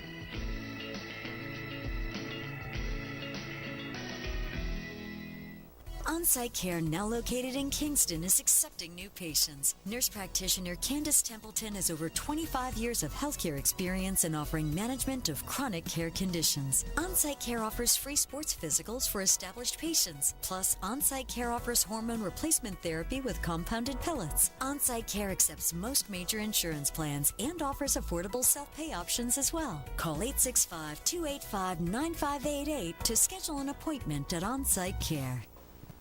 Welcome back to the Free Medical Clinic Friday Night Scoreboard, and let's go to the phone. Sure, we got a call. Let's see who's calling. Quick caller, you're on the air. What's going on, Big Daddy? All right, man. What's going on? Oh, man. I had to go incognito, sneak my way out of Greenback tonight. Dude, I had 2 guys so mad at me they was ready to whoop the dog out of me. Well, you shouldn't have got them that mad, buddy. It might have been Daddy's. Oh, I don't know. You know me. We went into halftime 7-6 with Greenback. And when Cofield came out for warm-ups for the second half, I went early to mid-2000 super fan on Cofield tonight. And I'm telling you, I kept the gas pedal to the floor the whole second half, and I rode that Greenback quarterback into the ground so hard that on 3rd and 12, he got a bad snap down at his feet, and he caught the ball and literally took a knee. He took a knee? He took a knee. He took a knee. He did not want to get hit again, dude. I'm telling you, that kid did not want to get hit again. He got the crap beat out of him in the second half, early. Is Greenback still the Greenback is as they've always been? No. They're no not? way. No. A little bit different? No. Not even close. Hey, I'm going to tell you, though, I saw a little something out of Cofield tonight in that second half I'm happy about, proud of. They established the line of scrimmage in the second half. That's something I haven't seen them do this year. They've been throwing the ball all over the field and using misdirection and blah, blah, blah. They lined up and ran the football and said, Katie, bar the door, here we come, you can't stop this kind of football. Yeah. And I'm telling you, it looked good. It was 7-6 at halftime. They won 40-6. And I was yelling with 9 minutes left in the game, hang half 100 on them. Hang, go for 2. And they missed the extra point. I mean, I was like, go for 2, and then score again and go for 2. Put half 100 on them. Well, and the coach looked over at me and was like, shh. Listen, that's a place that, man, that's a little crazy down there now. Well, let me tell you, I wore an orange shirt, and then I wore a black pullover with a white hat. And when I got ready to leave, I took my black pullover and my white hat off and wiped my hair down and my orange shirt and ran to my car real quick so nobody couldn't see me. And I got the heck out of Dodge because I knew if I didn't, I was going to get cornered. Yep, that's a tough place to go play. And now, that's still a big game for Cofield, though, isn't it? I hate Greenback. Well, I know most people down at Cofield don't like Greenback. That's a nemesis to them, and that's kept them out of the play, going further in the playoffs, or they've went further in the playoffs because they beat them down there before. I've been there when they won, but it's a hard place to go. It's a hard place to go and get a victory down at Greenback. It don't matter how you get one, whether it's 1-0 or 40-0 or 40-6. I take the victory, and I enjoy that game. I would enjoy that victory because it's over Greenback. I'm glad I got out of there without getting whooped. Well, you got to learn to zip it. Well, I mean, you've been around me at an Oliver Springs home game when I lived down there. Yep, okay. I have. All right. That is what Greenback got to experience out of me tonight in the second half of that football game. But I was on the road, man, and I was like, how am I going to get out of here? Yeah, because a lot of people don't understand about Greenback, if you're on the visitor side, there's still Greenback people over there barked up against the fence. You ain't kidding. And that's why I stayed down there with the cheerleaders. And yes, they go on that end of the field where they're backed up to the fence. Yeah, and it gets a little hairy down there. I mean, they can wear you out down there real quick, like. So I can understand. I can understand that. Hey, I ain't never thought about that and taking it and changing up a little bit. You thought a little bit about that tonight before you went. You ain't kidding. Yeah, no kidding. That's pretty good. I told him down there one year, me and Brad were down there, and Brad was filming, and I was just back and forth. And, I told him one year, hey, whoa, wait a minute. I'm just standing on Cofield sideline. I'm with the TV. They were wearing me out. And I said, whoa, I'm with TV. I'm not a coach here. I'm just with TV. And they finally eased up a little bit in the third quarter on me. And, man, that's a tough, and people don't believe how they park down there, but backing their trucks or their cars up to the fence and sitting in couches or recliners or whatever. And once they start on you, they're on you. I mean, they're on you full force, and it don't take long before everybody in that road's on you full force too as you move up and down. So I have to tell you, I was on number 3 for Greenback, the quarterback. Wide open the whole second half. Now, hey, doesn't Greenback have a different coach now than what they used to a couple years ago? Well, I mean, yeah, because the coach that they had a couple years ago, he's now at Catholic, and he don't have to teach, and he makes probably twice as much money. So he didn't have he went to Catholic. He went to Catholic. Which Catholic got the Hades beat out of them tonight. Who beat them? What's that? One of them private schools. I mean, of course it's Lipscomb, maybe. Yeah. But I think it was like 42-0 or 35-0 or something like that. They got beat good. Catholic. You know that's another program that went downhill. Well, I mean, maybe that's a sign. Maybe he left Greenback in shambles, and now he's over there breaking Catholic down to shambles because. Is he the head coach? He's the head coach at Catholic High School. Oh, I didn't realize that. I thought he just went over as an assistant. Maybe I didn't know he was the head man. Yeah, the head coach from Greenback High School. The head coach from Greenback High School from when Coach Henry was at Cofield, and they had the interaction at halftime. You remember that? You were there, weren't you? I was there. Yeah. You remember when they had their little tiff at halftime at the Cofield game at Cofield? That coach for Greenback is the head man at Catholic right now. I did not realize that. That's I've learned something tonight. I didn't know that. Yeah, he's the Catholic's head coach now. Well, you know, everybody said when Catholic actually went over on the private side that could be the downfall of them, and if they stayed over on the public side, they needed to go by. They wasn't playing by the rules. That's why they were doing what they were doing. So, I guess what everybody said once they got over on the private side to be able to do what they wanted to do, you know, let anybody come wants to come to their school. I guess it finally caught up to them. I guess just a little bit. All right, so I'm gonna share a little something with you, and I'm gonna hope that my luck continues on this. All right. All right, go ahead. So the day before yesterday, I was on Broadway, and Eric Haynes was on the radio, and he was like, "The next 5 people that pull in the parking lot get a free oil change," and I was like, okay, and I Googled it, and I was like 2.6 miles away from there. And I mean, I'm telling you, I hauled tail over there. And I was the 3rd person to pull in the parking lot, so I got a free oil change.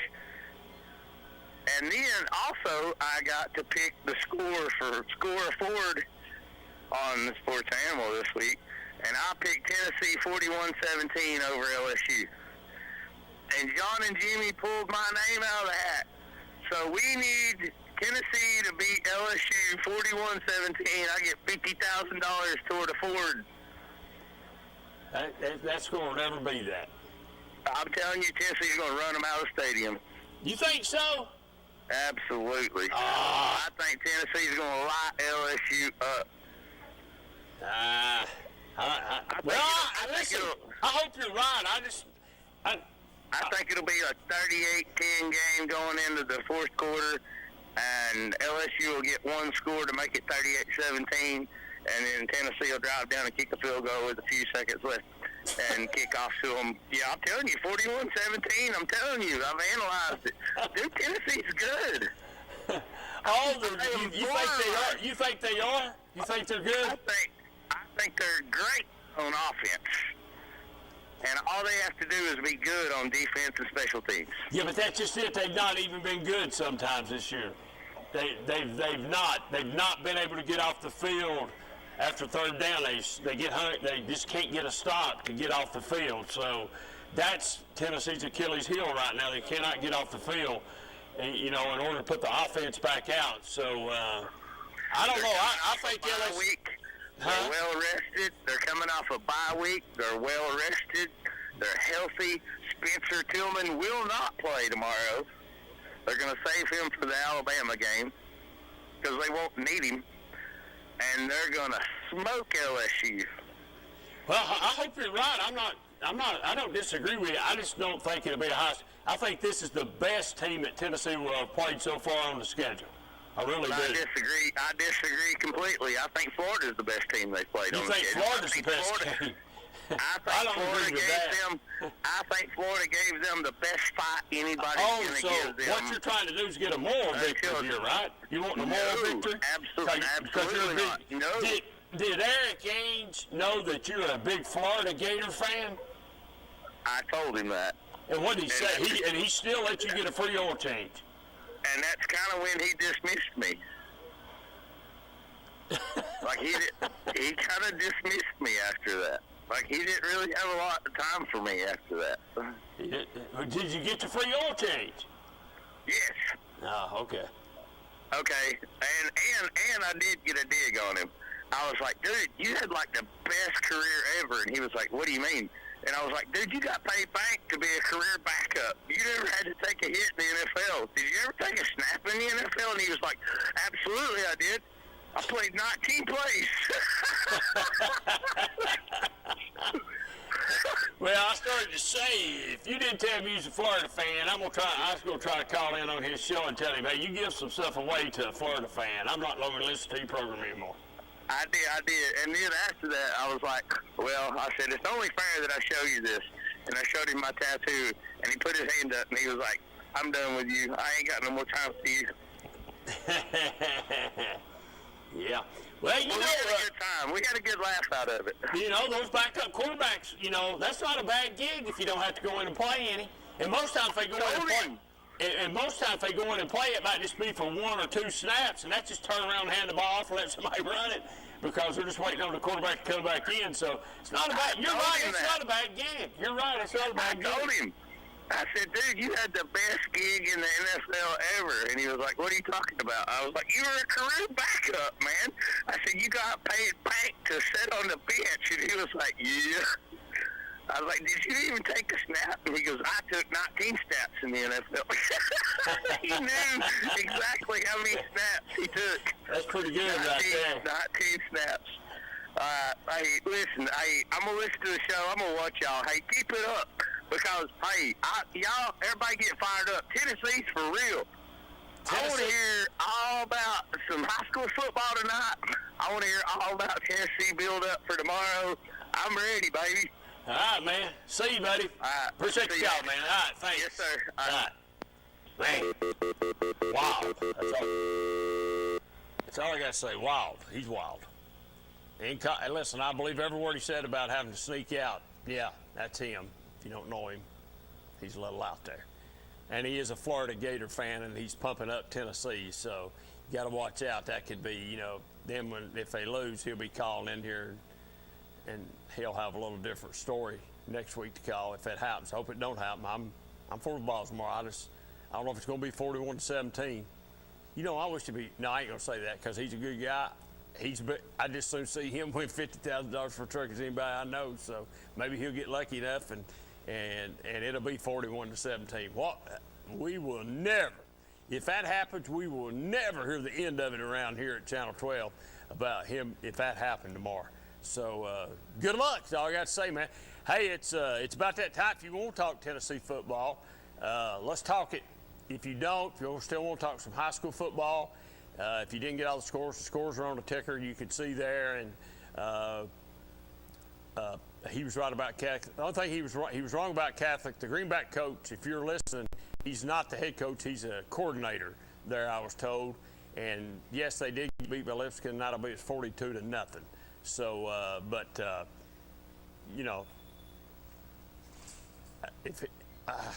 just can't imagine if he was to win that tomorrow. That would be wild.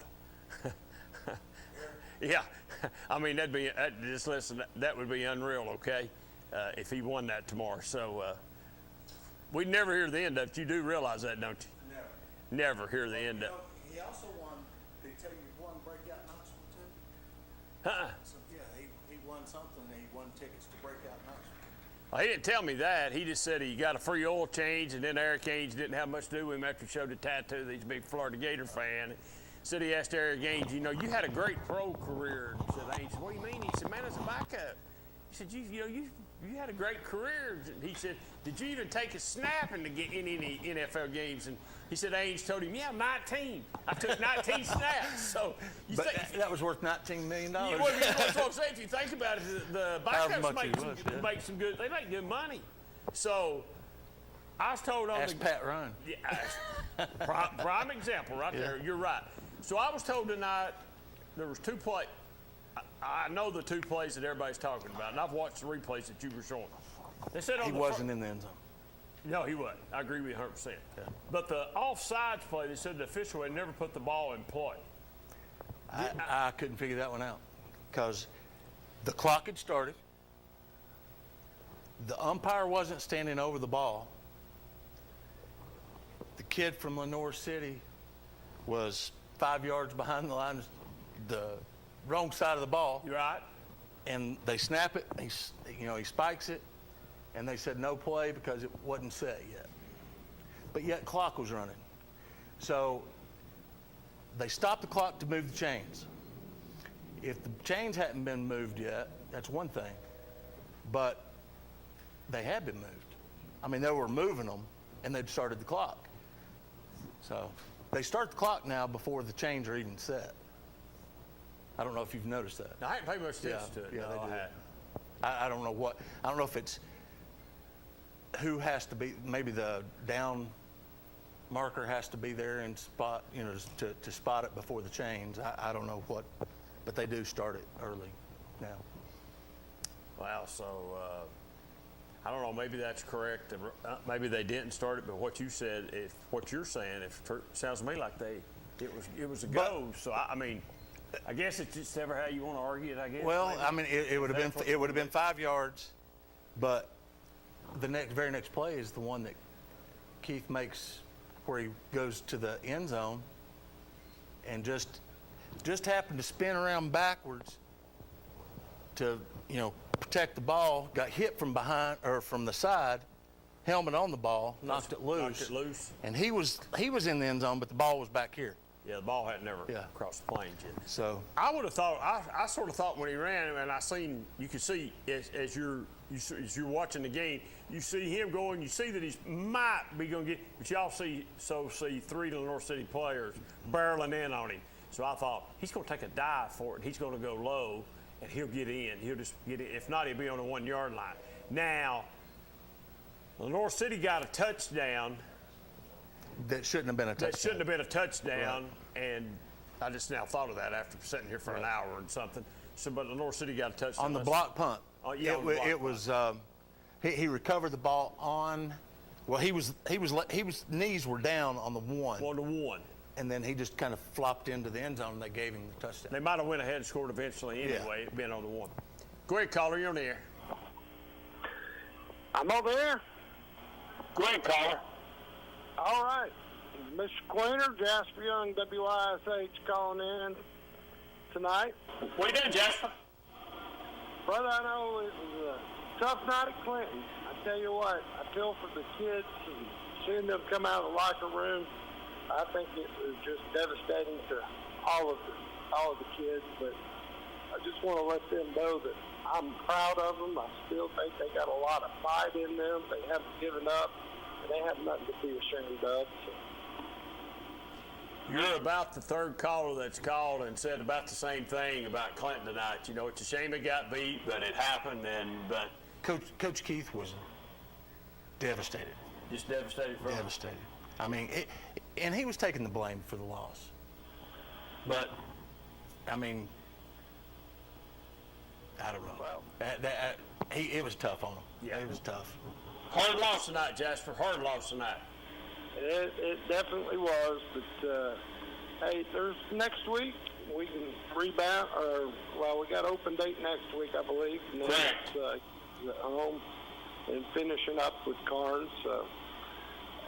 So I just before that, Duncan. Want those kids to know I'm proud of them. All right, buddy. Thank you. All right, thank you. And Brad, I think you're right. They've got Carnes. It was week 11. Week 10 is Who is left on their schedule? They've got somebody on their schedule still. Yeah. 'Cause they got 2 more games. Because they're 4-4 right now, so they got Gibbs. Gibbs. Yeah, Gibbs. AC played Gibbs last night. That's right. Yep. Quick caller, you're on the air. It's good to be back. Hey, Brad. Hey, what? A leash on him? What's that? Leash on him? A leash on him? He ain't got no leash on me. Listen, you want to talk over me? Put a leash on him, Brad. If you want to talk over me, I'll hang up on you. What you got to talk about? As I was saying before I was rudely interrupted and talked over. Anyway. He just keeps on. He just keeps on. Look, you see his fingers? Just Brad, get him out. What's that? All right. As I was saying before I was interrupted again. But that's right.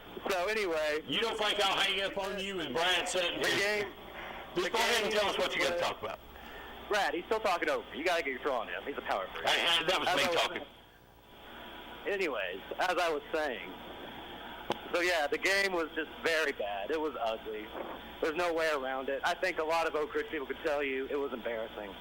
Probably the most embarrassing first quarter you'll ever see in the history of Oak Ridge football. It was just bad. And, you know, this is my personal opinion. This does not represent the Oak Ridge administration or the city of Oak Ridge. It's just my personal opinion. But I personally believe that Cummings won't last here. Just what I think. Just my opinion. And not because of coaching, just talking with him. I just don't think he fits here, but just what I think, my personal opinion. And, yeah, that's all there is to it. Terrible first quarter is what killed us. They were up like 21-0 in the first quarter. It was just bad, ugly. But they ran up against the machine, though. I mean, yeah, it was bad. I mean, go ahead, Brad. I'm just saying, Greenville's a machine. I mean, there's no ifs, ands, or buts about it. They just reload every year. It's like Maryville, Alcoa. Maryville may be down a little bit this year, but you're right. But, so you think the coaches, you honestly think the coach is gone after 1 year? I don't know. In high school football. My personal opinion. That's what I'm saying. Your personal opinion, he's gone. Now, you think that he's gone on his own? Or administration's going to help him out? I have no idea. My personal opinion. Well, I mean, do you have an inside track? Or? No. What I said does not represent anybody. All I know is I personally believe he will not last. Whether or not I'm right, we'll see. But all I know is, for the first time in 4 years, Lenoir City got their first region win in 4 years. So congrats to Lenoir City. You know, that's a big win for them against Clinton. I mean, I'm sure they're celebrating there in Lenoir City, throwing parades. That's a pretty poor day for Clinton. So, yeah, go ahead and hang up. Hey, I'll hang up on my terms, Cleaner. Hey, control your anger, Cleaner. See ya. That's a love-hate relationship. I don't think it is a love. You couldn't talk to him a while ago. He just kept talking over me. I just hung up on him. And he waited till you got back here to call. I should have cut him off anyway. Yeah, but anyway, I don't think Cummings is gone after 1 year. He might decide to go on his own, but I would find that hard to believe. He's only been here a year, and all the injuries that they've had. I mean, I don't know it personally. He's had all the injuries. They say they've had all the injuries. Oh, Coach Gaddis was here on the show earlier on in the first year. And, you know, he said they'd had a bunch of injuries. So I take that to be I'll be up and above. So with some pretty good skilled people out there, lots of people. So I don't know how you I don't know what else people can expect. Go ahead, caller, you're on the air. Hey, Cleaner. Hey. Hey, I'm double dipping on you, buddy, but it's worth it if you'll give me a minute. Okay, go ahead. Hey, all right, so this is real. One of my really good friends is a tattoo artist. Yeah. And I don't care if Tennessee beats LSU 41-17 or if they beat them by 1 point. If Tennessee and Alabama go into that game next Saturday, both teams undefeated, College Game Day won't be there because they'll be at Ohio State at Penn State. But SEC Nation will be there. Tim Tebow and Paul Feinbaum and all those guys. It's hard to get game day twice. Yeah, you don't very seldom get game day twice. I don't know if it's ever happened, has it? Has it ever happened? I don't think so. Not that I know of. Okay, what's a tattoo artist got to do with all this? That's what hey, make sure we get this on tape. Are you going to get a big palatine tattoo? If Tennessee goes into that game undefeated, as fired up as I am about this team, and as much as I really do believe in them, and I heard what you said after we got off the phone about, he's just talking it up, he's a Florida fan, blah, blah, blah, blah. You are? I have been.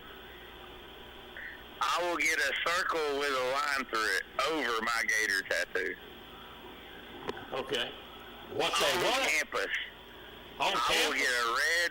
I will get a tattoo in front of everybody on campus on Saturday morning in front of Tim Tebow.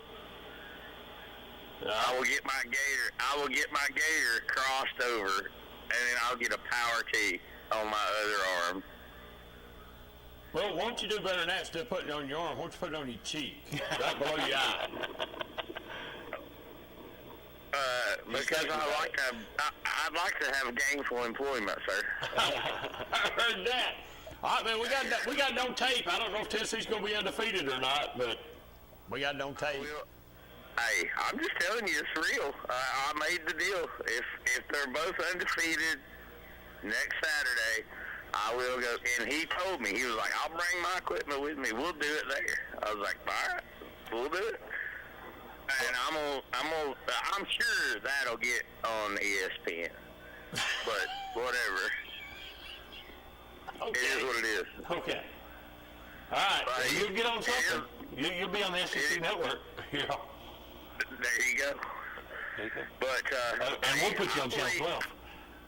There you go. But you've done that before. You've already done that. That's true.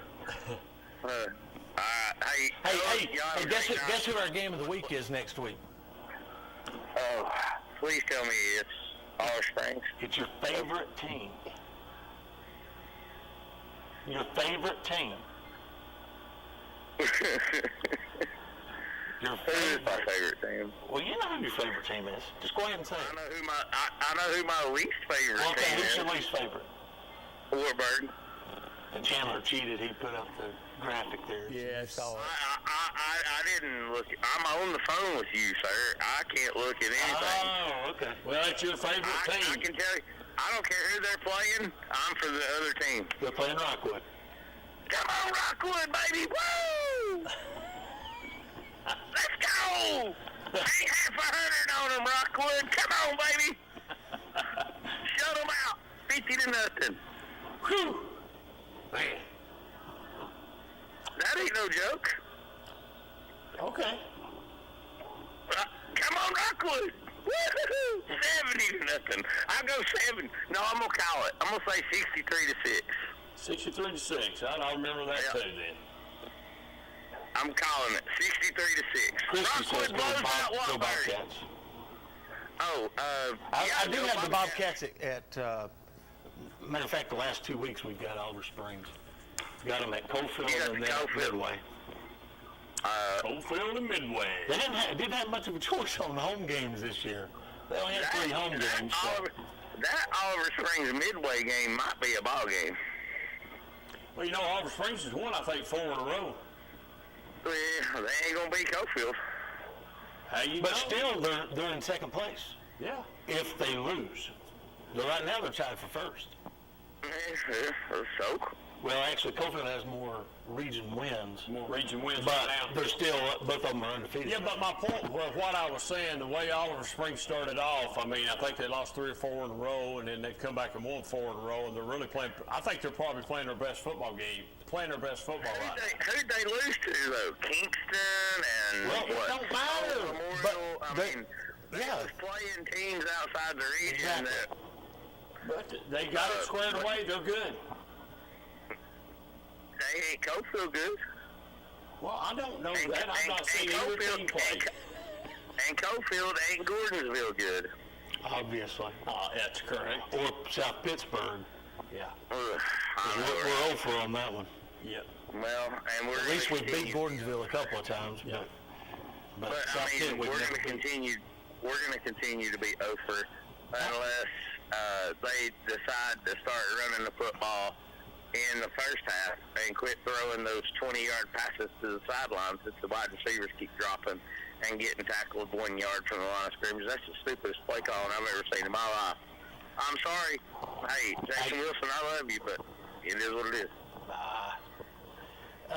I'll give you something that you've always said. They've started. I'm talking about Queeners. Always said this.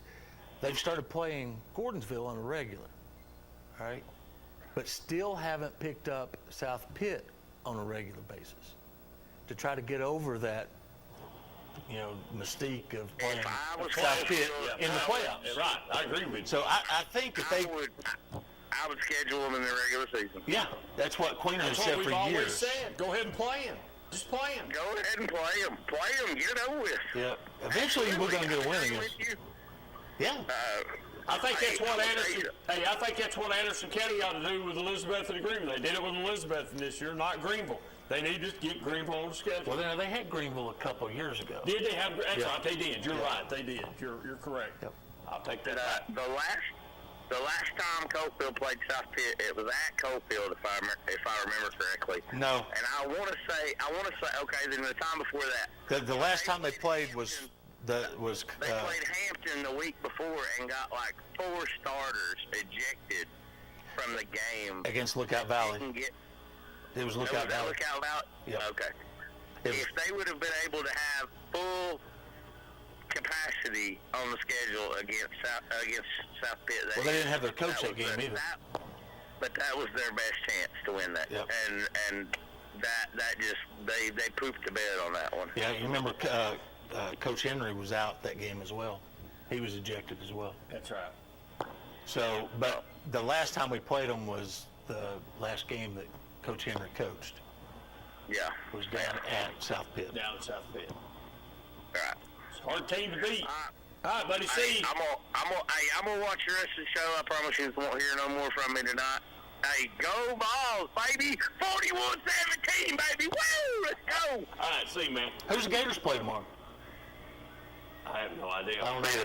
He don't know either. He don't know either, apparently. So he's out there in left field right now. I've not even looked. He's out in left field somewhere right now. That's what his problem is. So what do you think? You think Tennessee wins tomorrow? This has been probably one of the hardest games to get a feel of. I don't really have a feeling on it. I mean, I would like to say that we could go down there and win because I have been to LSU, to Baton Rouge, and Tennessee won at night. At a night game. We won 20-0. It was the game when Johnny Majors came back after his heart attack. Right. That was his first game back, was at LSU, and we were undefeated at the time. And won 20-0. So that's and to be at a night game, I kept expecting all this, but it was. We shut them out, so we kept them quiet. Which now the point spread could have changed since I've seen it last. I think the last time I seen it was 2.5 points. It's one of them games you don't know. You want to take Tennessee, but I'm worried about Tennessee's defense. I just wonder if Tennessee can get off the field more. I don't know if Tennessee's offense could stay out. If we didn't have to play defense any, I can't see 3 points. 3 points. 3 points. Okay, so it's 3 points. That's going there. That's yeah. Yeah. So see what I'm saying? It's really like you just said. It's pretty much it's almost toss up. A toss up, ain't it? So that's how I took it today. I've not watched LSU. I didn't watch them last week. Went to my grandson's game, so I didn't get to watch that ball game. But I watched just a little bit of it. Yeah, like I said, I just don't have a feeling for. And I really think Tennessee is probably going to be 7-2 at the end of the month. Now, who are those 2 losses against? One of them. Alabama. Next week. Is Alabama next week or Kentucky? It's Alabama next Alabama. week? Okay. Kentucky's the 30th, whatever. Kentucky's on down. It's the last Saturday. The last Saturday, right? And then we've got somebody in between. Somebody. Yeah. I forget who it is. And you still got Georgia left, and you still got Vandy left. And Missouri. And Missouri's not playing too bad at football right now. Nope. So I don't know who gets.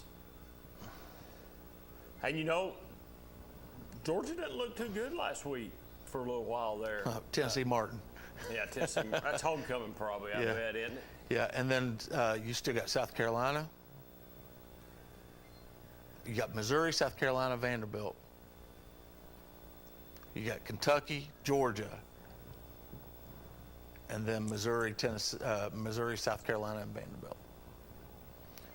So you say 7-2? Yeah, I hope, and Christie will probably. I hope the loss is not against Kentucky. Yeah. That's for you, Christie. Well, Kentucky's played good at times, and then they play like, so I don't know. That's another game. You shouldn't lose to Kentucky in football. That's all I got to say. Nope. Maybe in basketball, but not football. And it's like here recently, them roles have been reversed, and we've been losing to Kentucky in football and not losing even though we did win last year, but we've been winning in basketball. So I don't really know. So that'll be a game. It'll be another hard game to pick. I'll pick Tennessee to win that game, but I don't know. I don't know why Christie won't call in. She keeps texting me. Yeah, she keeps texting. Yeah. She probably just don't want to get in an argument. She says that they're going to beat us. Well, yeah, they very well could. It wouldn't shock me a bit for them coming down here and win that ball game. Now, that's in Knoxville. Yeah, it's in Knoxville. It wouldn't shock me a bit for them to come down here and win it. Well. Wouldn't shock me. Maybe that's her. Maybe that's her. Go ahead, caller. You're on the air. Hello. Hello. Hello? You're on the air. Go ahead. Hey, did Oliver Springs win? Yes. I'll have her on there, too. And did Kingston lost, right? Yes, Kingston lost. Oh, well, that's a shame. All right, y'all have a good night. All right, thank you. Now, that's a tough loss for Kingston because I don't think Signal Mountain had won a region game. I don't think. Chandler, you got those region standings in there? Huh? If you do, pop them up. I know they're not updated with tonight. That's 2 losses in a row for Kingston. I think it's 17-14. No, give me 3A. Yeah, Region 3. Yep. Yeah, Signal Mountain hadn't won the game in the region. So that was a tough loss right there. Yeah, So that now puts Signal Mountain back up in the race. Now, does that put Kingston? Sweetwater got beat pretty handily last night. Yeah, I think Loudon won tonight. About last time I seen it, they were winning anyway. It was one of them games that had never went final on Coach T. Does that put Kingston out of the playoffs right now? Have they still got to play McMinn Central? Or well, they play Loudon. So they got to beat. They beat Brainerd, so they've got the head-to-head on Brainerd. So they're in it. They've lost to the top 2, and then they lost to Signal Mountain. So they're playing for 4th place. Is that correct? Yep. There's a possibility Kingston don't go to the playoffs. Wow. But yeah, it may come down to Kingston and Loudon playing for that last spot.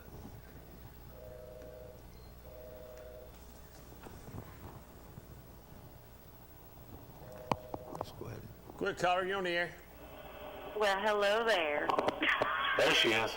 Hey, where you been?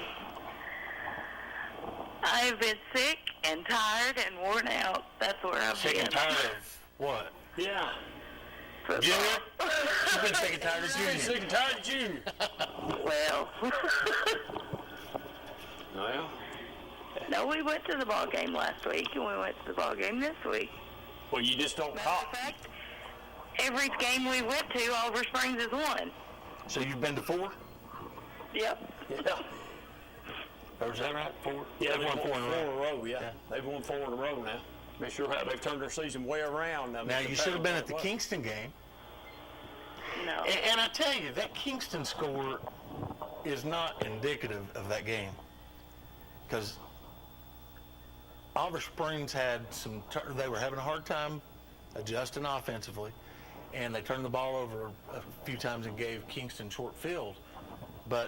And then eventually they just wore them down. But I don't think that was even close.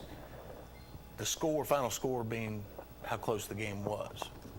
Because I think Oliver Springs played them pretty tough to be young and, having your starting quarterback out, at the beginning of the season, that was, that's pretty devastating. Well, if nothing else, it's good to hear from you because I have not talked to you in a while, so glad you're alive still. Yeah, I'm still here. Garrett's still playing football, too. His little team is 6-1. 6-1. Wow. Where they play tomorrow? We are off tomorrow. Oh, lucky you. We play at Midway next week. Carter's got a game tomorrow at 1:30 at Blankenship. At Blankenship, 1:30, Blankenship. Yeah, right in the middle of football. But no, yes. and Brad, I love you and I love Nene, but I'm going to tell you, and I've said it for the last 2 weeks that I've watched Oliver Springs play. I'm pretty confident in my mind, and I've told the boys when they were on the locker room show, I told them they was going to beat Greenback. I told them that, and they did. And I told them tonight, I told a couple of them tonight, I said, I just feel it in my heart. We're going to beat Gofield. Okay. I feel it in my heart. Okay. You know what a guy used to tell me? Don't pick with your heart, pick with your brain, David. And that's Ron Berry used to tell me that all the time. Don't pick with your heart, pick with your brain, buddy. And I had a hard time. I still have a hard time. My heart says Coalfield. But I've not seen Oliver Springs since the Kingston game. What's that? That's just like Kentucky and Tennessee. My heart says Kentucky, but my mind says no. I know Tennessee's going to win.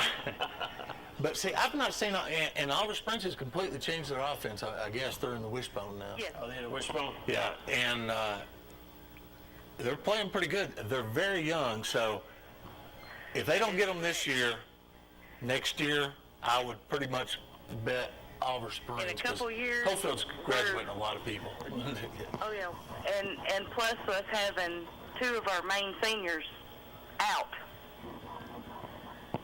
Yep. Well, like I said, man, I appreciate you calling. This is the first time I've talked to you, and I couldn't tell you when, but how's JR doing? He's fine. He's in there in the living room listening. All right. Hey, JR. So. All right, then. Thank you very much. Behave yourself. We'll try to. Thank you. All right. Bye. All right. We need to take another commercial break. Anybody want to call us, 483-8112, because we're right at the time limit here. We got about 3 minutes. If you want to call us right quick.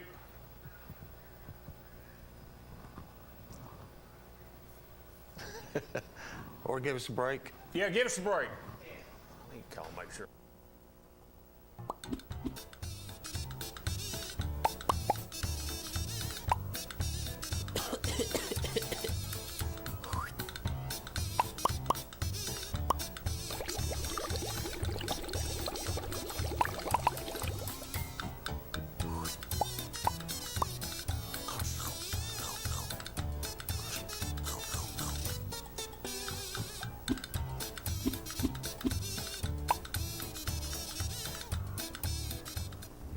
You call your agent with a simple question, only to get sent to voicemail again. We pick up the phone. I should get this.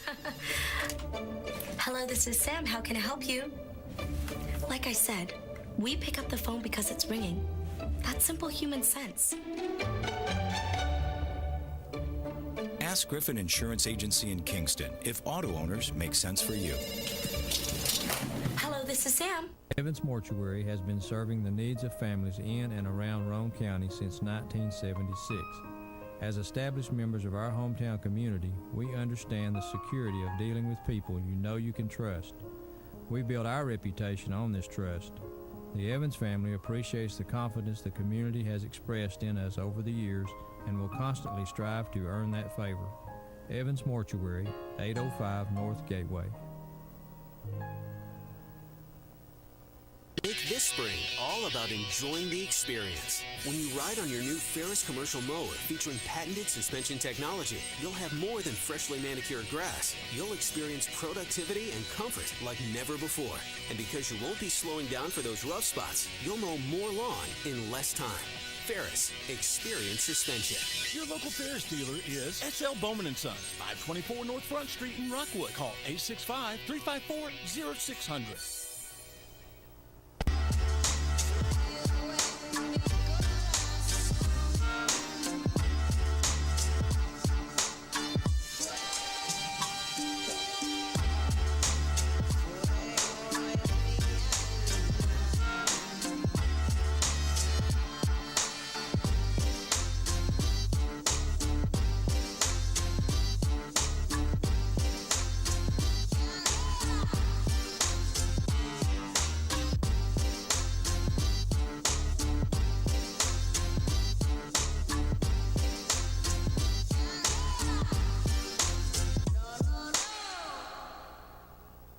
Pat Ryan here with Kathy Mae Martin. If you're thinking of buying or selling real estate, then make the right play call and contact Kathy Mae Martin for all your real estate needs. Kathy's 30-plus years of knowledge and experience gives her clients the competitive edge. You know, like me on game day.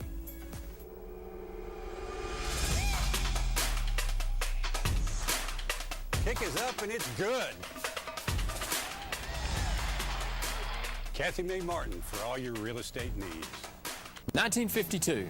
That's the year Hammers opened the first store in East Tennessee. Now there are 5 stores and there's always something new.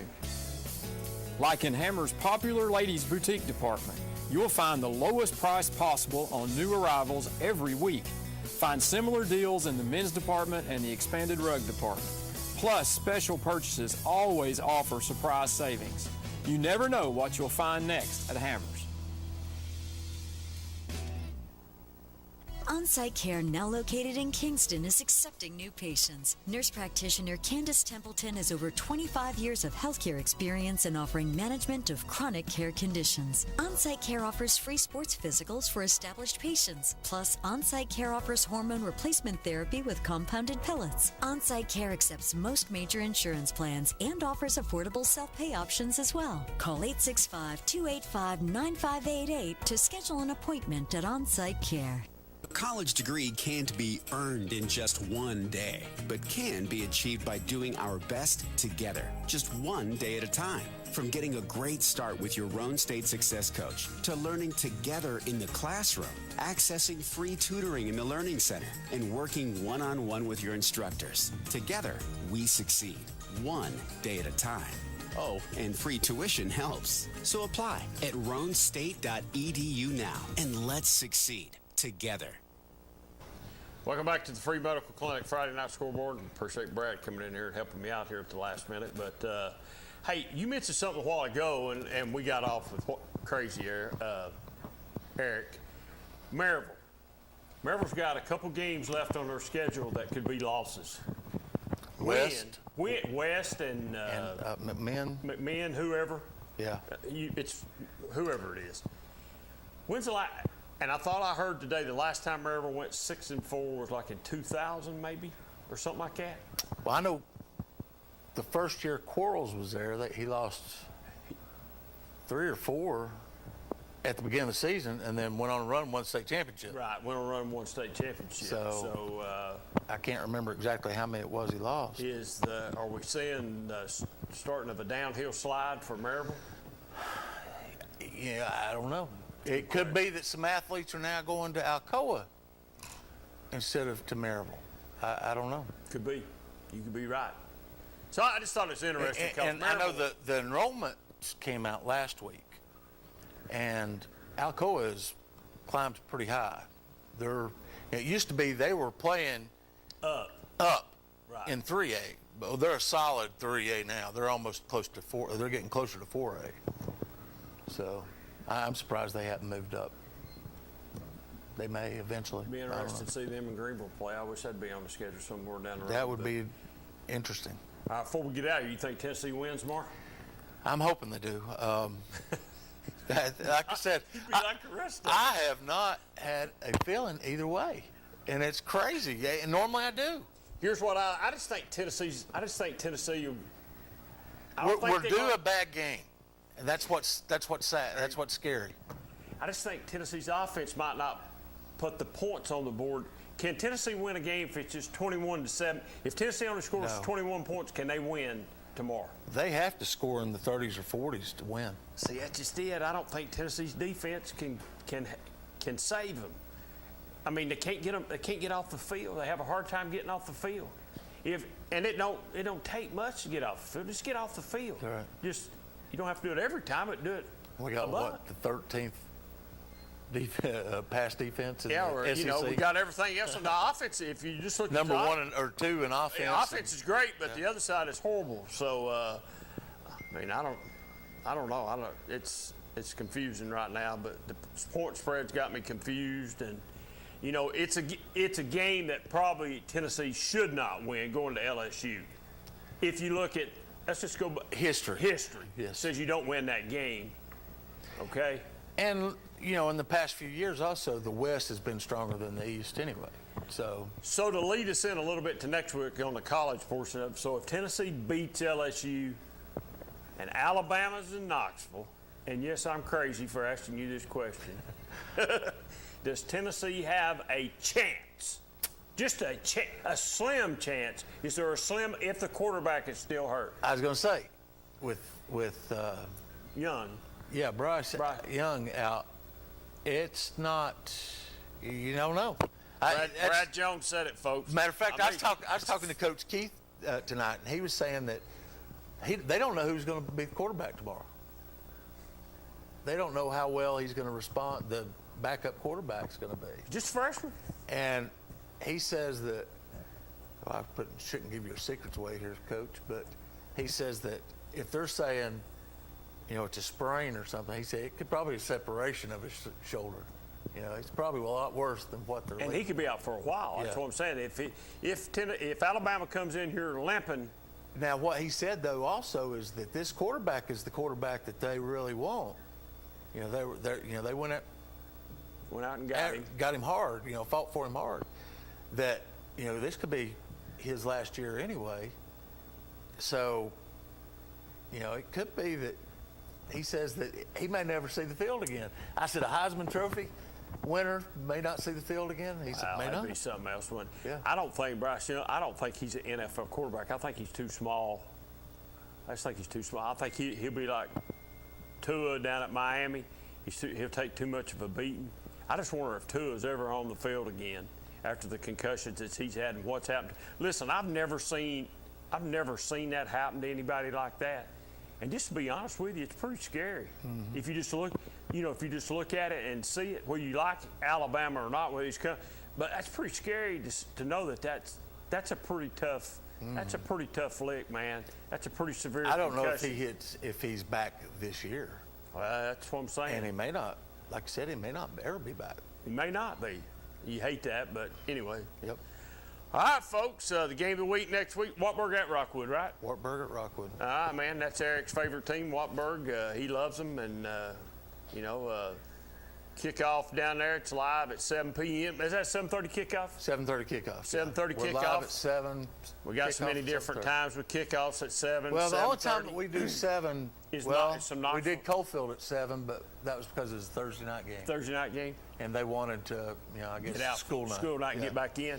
But Knoxville's the only people that I know that do the 7 o'clock. And Cox loves the 7 o'clock game. Oh, yeah, he'd preach it if he was here. That's all he'd be talking about. So he'd want to talk about it.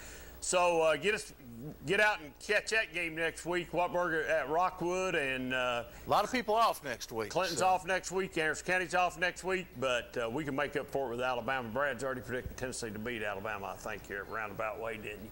Sure, why not?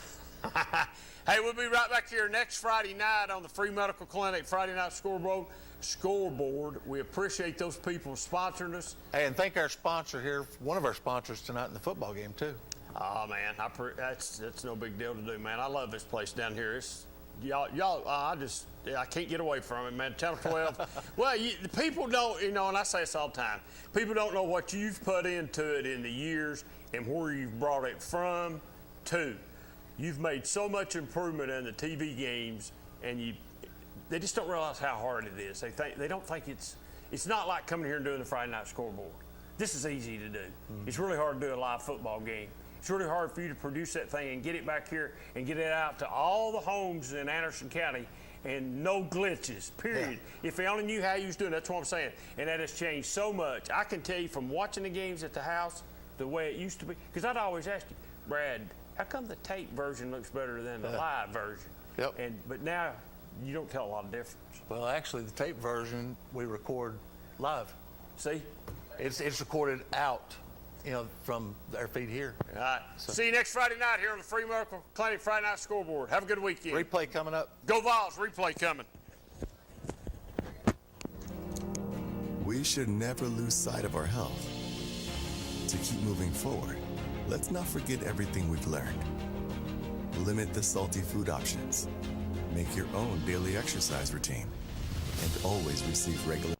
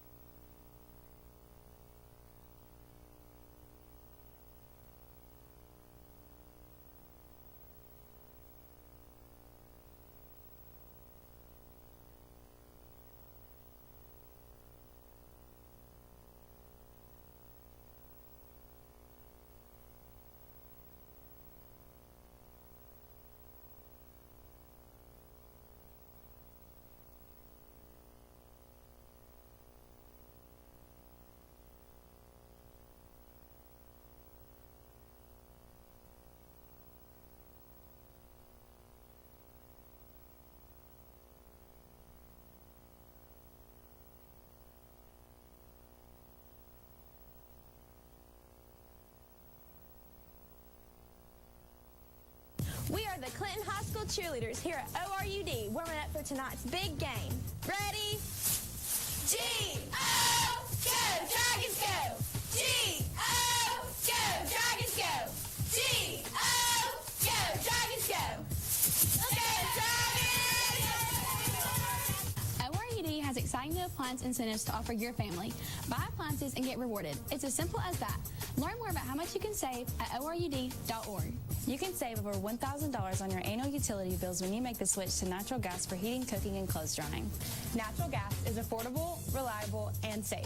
We are proud to offer our customers a product that saves money, provides consistent service, and is a clean energy source. ORUD is your one-stop shop. We sell and install gas appliances for our customers and make it easy to add to your bill with our 0% interest financing.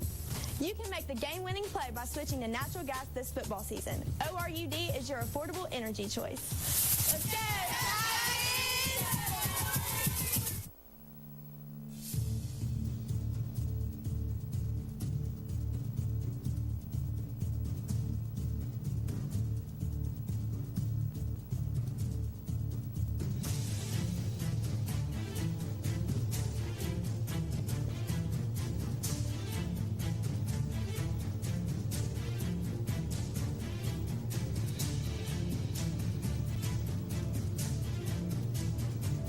the Panthers and Dragons had played each other 11 times, including 1962 through 1967.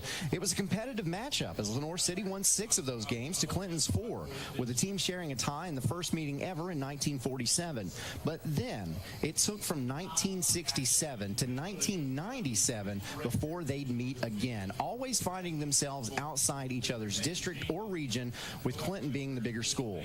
Lenoir City always found itself as a AA school, with Clinton being a AAA school. In 1993, however, the TSSAA went from 3 classifications to 5. That bumped Clinton up to 4A and Lenoir City to just 3A. For the 97 meeting, Clinton had moved up to 5A even.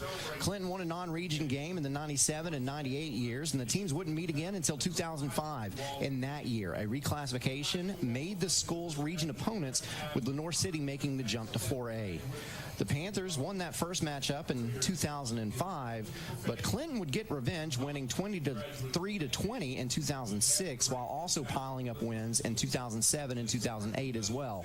In 2009, the TSSAA added a 6th classification, which bumped both programs down to AAA, but the shuffling landed them outside each other's regions until 2015, when both had jumped up to join the ranks of 5A. After a 6-year break in the series, the two were region opponents once again, but only for the next 2 seasons. Clinton won one of those, Lenoir City won the other. The two teams in orange and black now find themselves in 5A Region 3 for the 2nd straight season. Clinton leads the overall series 11-8-1, and they'll look to continue that tonight, but there's more at stake as well on your OAB Law Game of the Week, day or night, 24/7. Someone will be there to answer and give you a free consultation and get to work on your case immediately. Call 865-546-1111 or visit that website. You know what it is. It's reckontoacheck.com. That is OEB Law. I'm Aaron Harvey, joined by my jelly making, available now at Co-op in Wartburg, friend, Coach James Hoot Gibson, and we welcome you into the Elaine Gosnell of East Tennessee Properties pregame show. Elaine Gosnell, with over 5 years of experience, over $20 million in sales. She will take care of you if you are in the Morgan County and surrounding areas.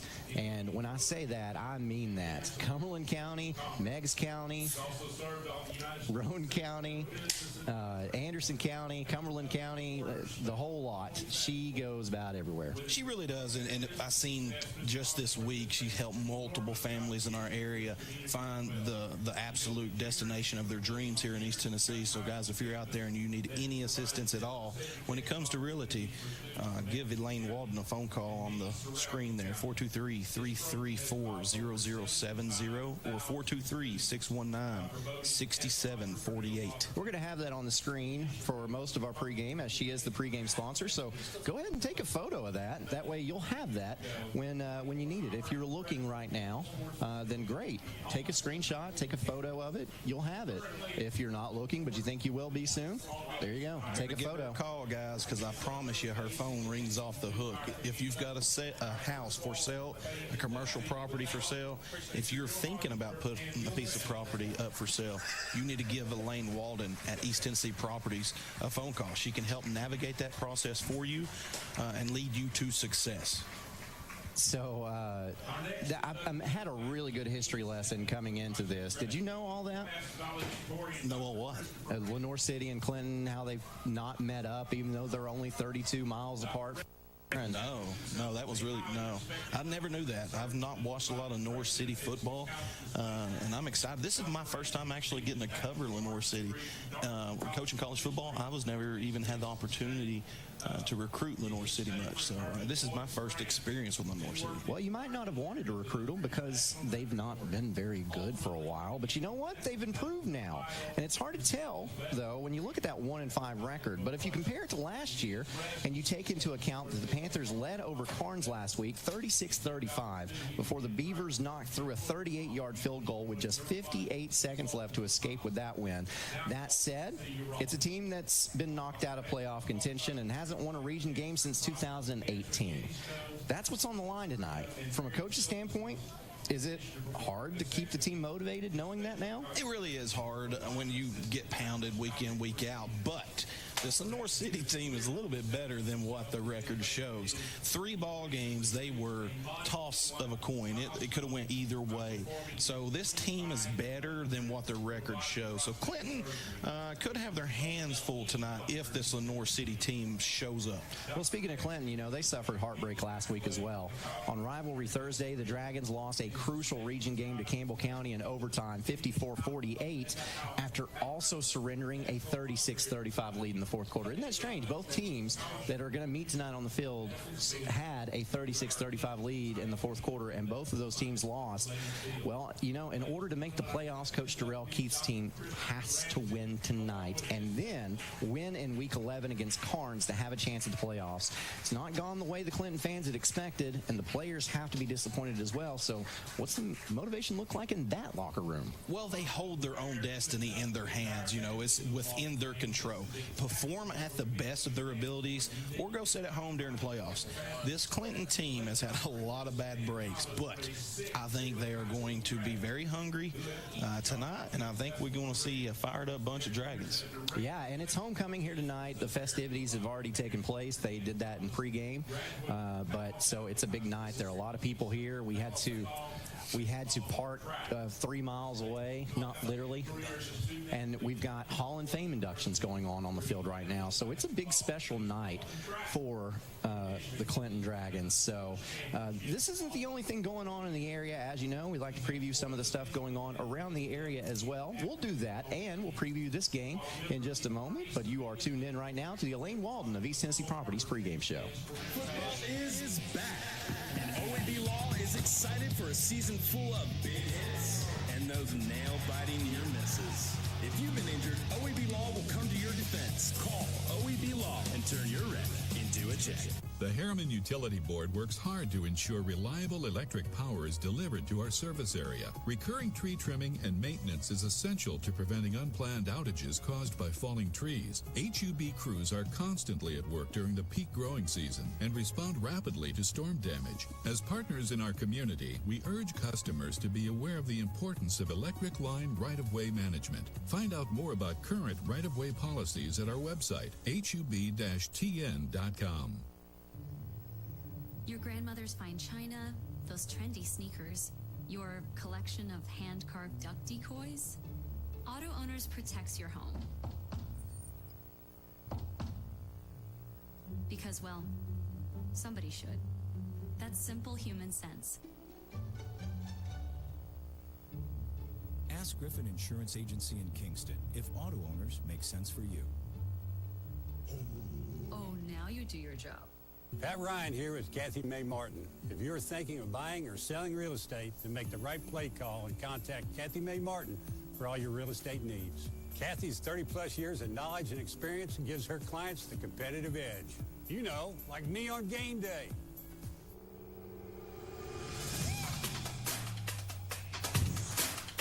Kick is up and it's good. Kathy May Martin for all your real estate needs. When should you get tested for COVID-19? You have symptoms of COVID-19, such as runny nose, congestion, sore throat, fever, cough, shortness of breath, muscle pain, headache, chills, or loss of taste or smell. Current testing recommendations say everyone should get tested immediately if they have symptoms of COVID-19. If you have symptoms, be sure to follow recommendations about how long to stay home and away from others. For more information, visit our If You Are Sick or Test Positive webpage.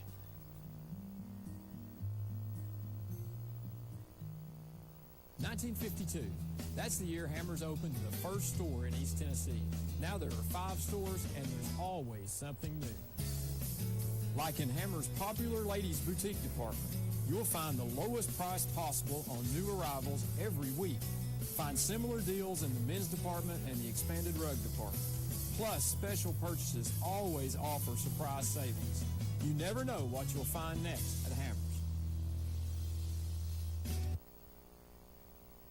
Welcome back into the OEB Law Game of the Week, and also welcome into the Elaine Walton of East Tennessee Properties pregame show.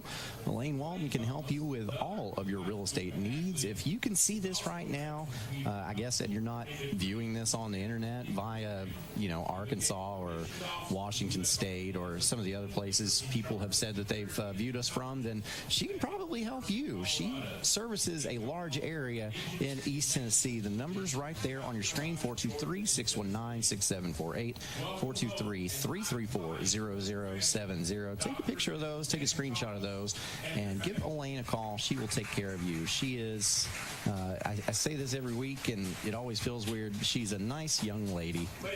She's a year older than me, but she is a nice young lady. So I'm Aaron Harvey, joined by Coach James Hoot Gibson.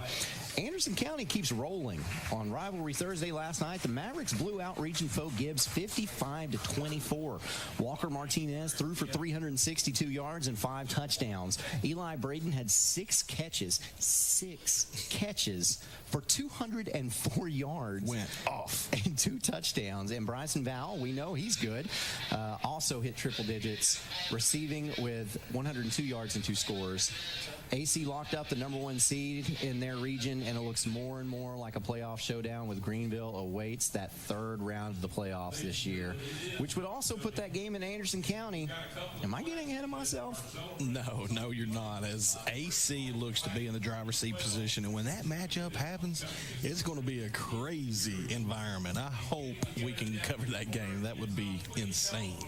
The Mavericks have a bye next week, and will take on Bearden in Week 10, and that's going to be a huge test, and and it should be one that will prepare AC for the playoffs, as the Bulldogs are known for their stout defense, so that stout offense will have a good match to go up against.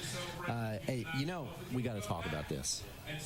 Maryville lost to Cleveland last week, and I'm not talking about the Browns.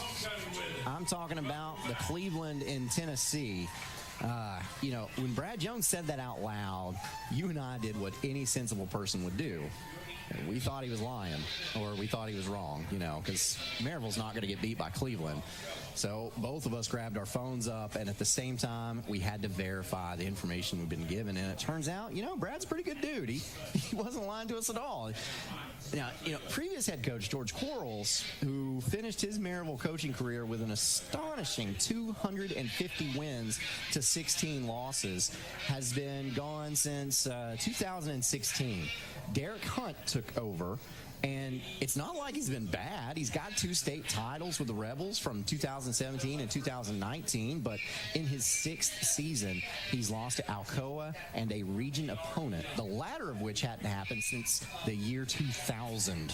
Okay, huge expectations in Blount County, as you know. If you're a fan, are you sweating right now? Oh, I guarantee you, the supporters of the Maryville program over there are guaranteed to be itching a little bit right now. I mean, in all reality, we could see a 6-4 Maryville football team if they don't get it turned around in a hurry, because I can see both West and Bradley Central potentially beating them right now, and that would put them at a 6-4 overall record. Can you imagine? Well, it's funny you say that, because the Rebels haven't lost more than 2 games in the regular season since that 2000 season. In fact, they started 0-4. And then they went on to win 11 straight on their way to a state title. Could it happen again? I guess we'll see. We've got more on the way, as we've got other games in the area that we can preview for you. And, of course, we've got to talk about this big one coming up tonight between Clinton and Lenoir City, and we will do that when we get back to our Elaine Walton of East Tennessee Properties pregame show.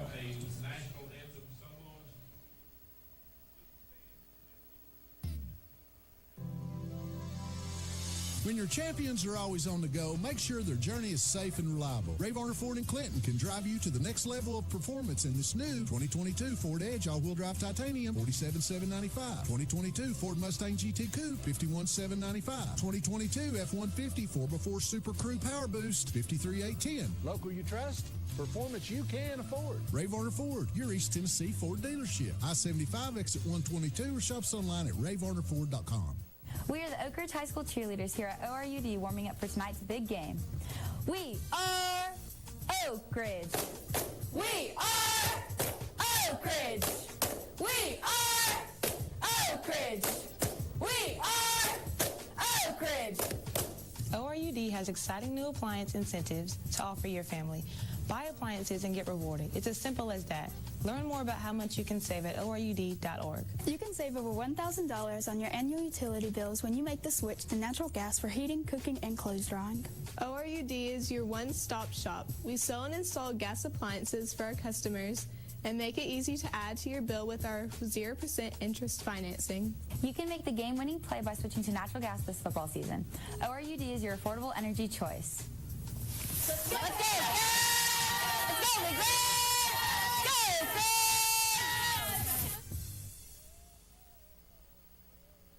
On-site care, now located in Kingston, is accepting new patients. Nurse practitioner Candace Templeton has over 25 years of healthcare experience in offering management of chronic care conditions. On-site care offers free sports physicals for established patients. Plus, on-site care offers hormone replacement therapy with compounded pellets. On-site care accepts most major insurance plans and offers affordable self-pay options as well. Call 865-285-9588 to schedule an appointment at On-Site Care.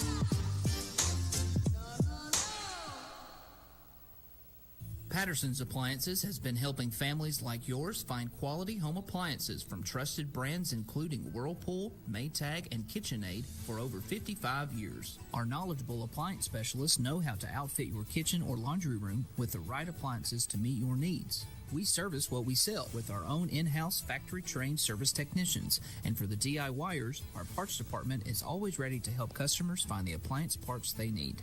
Patterson's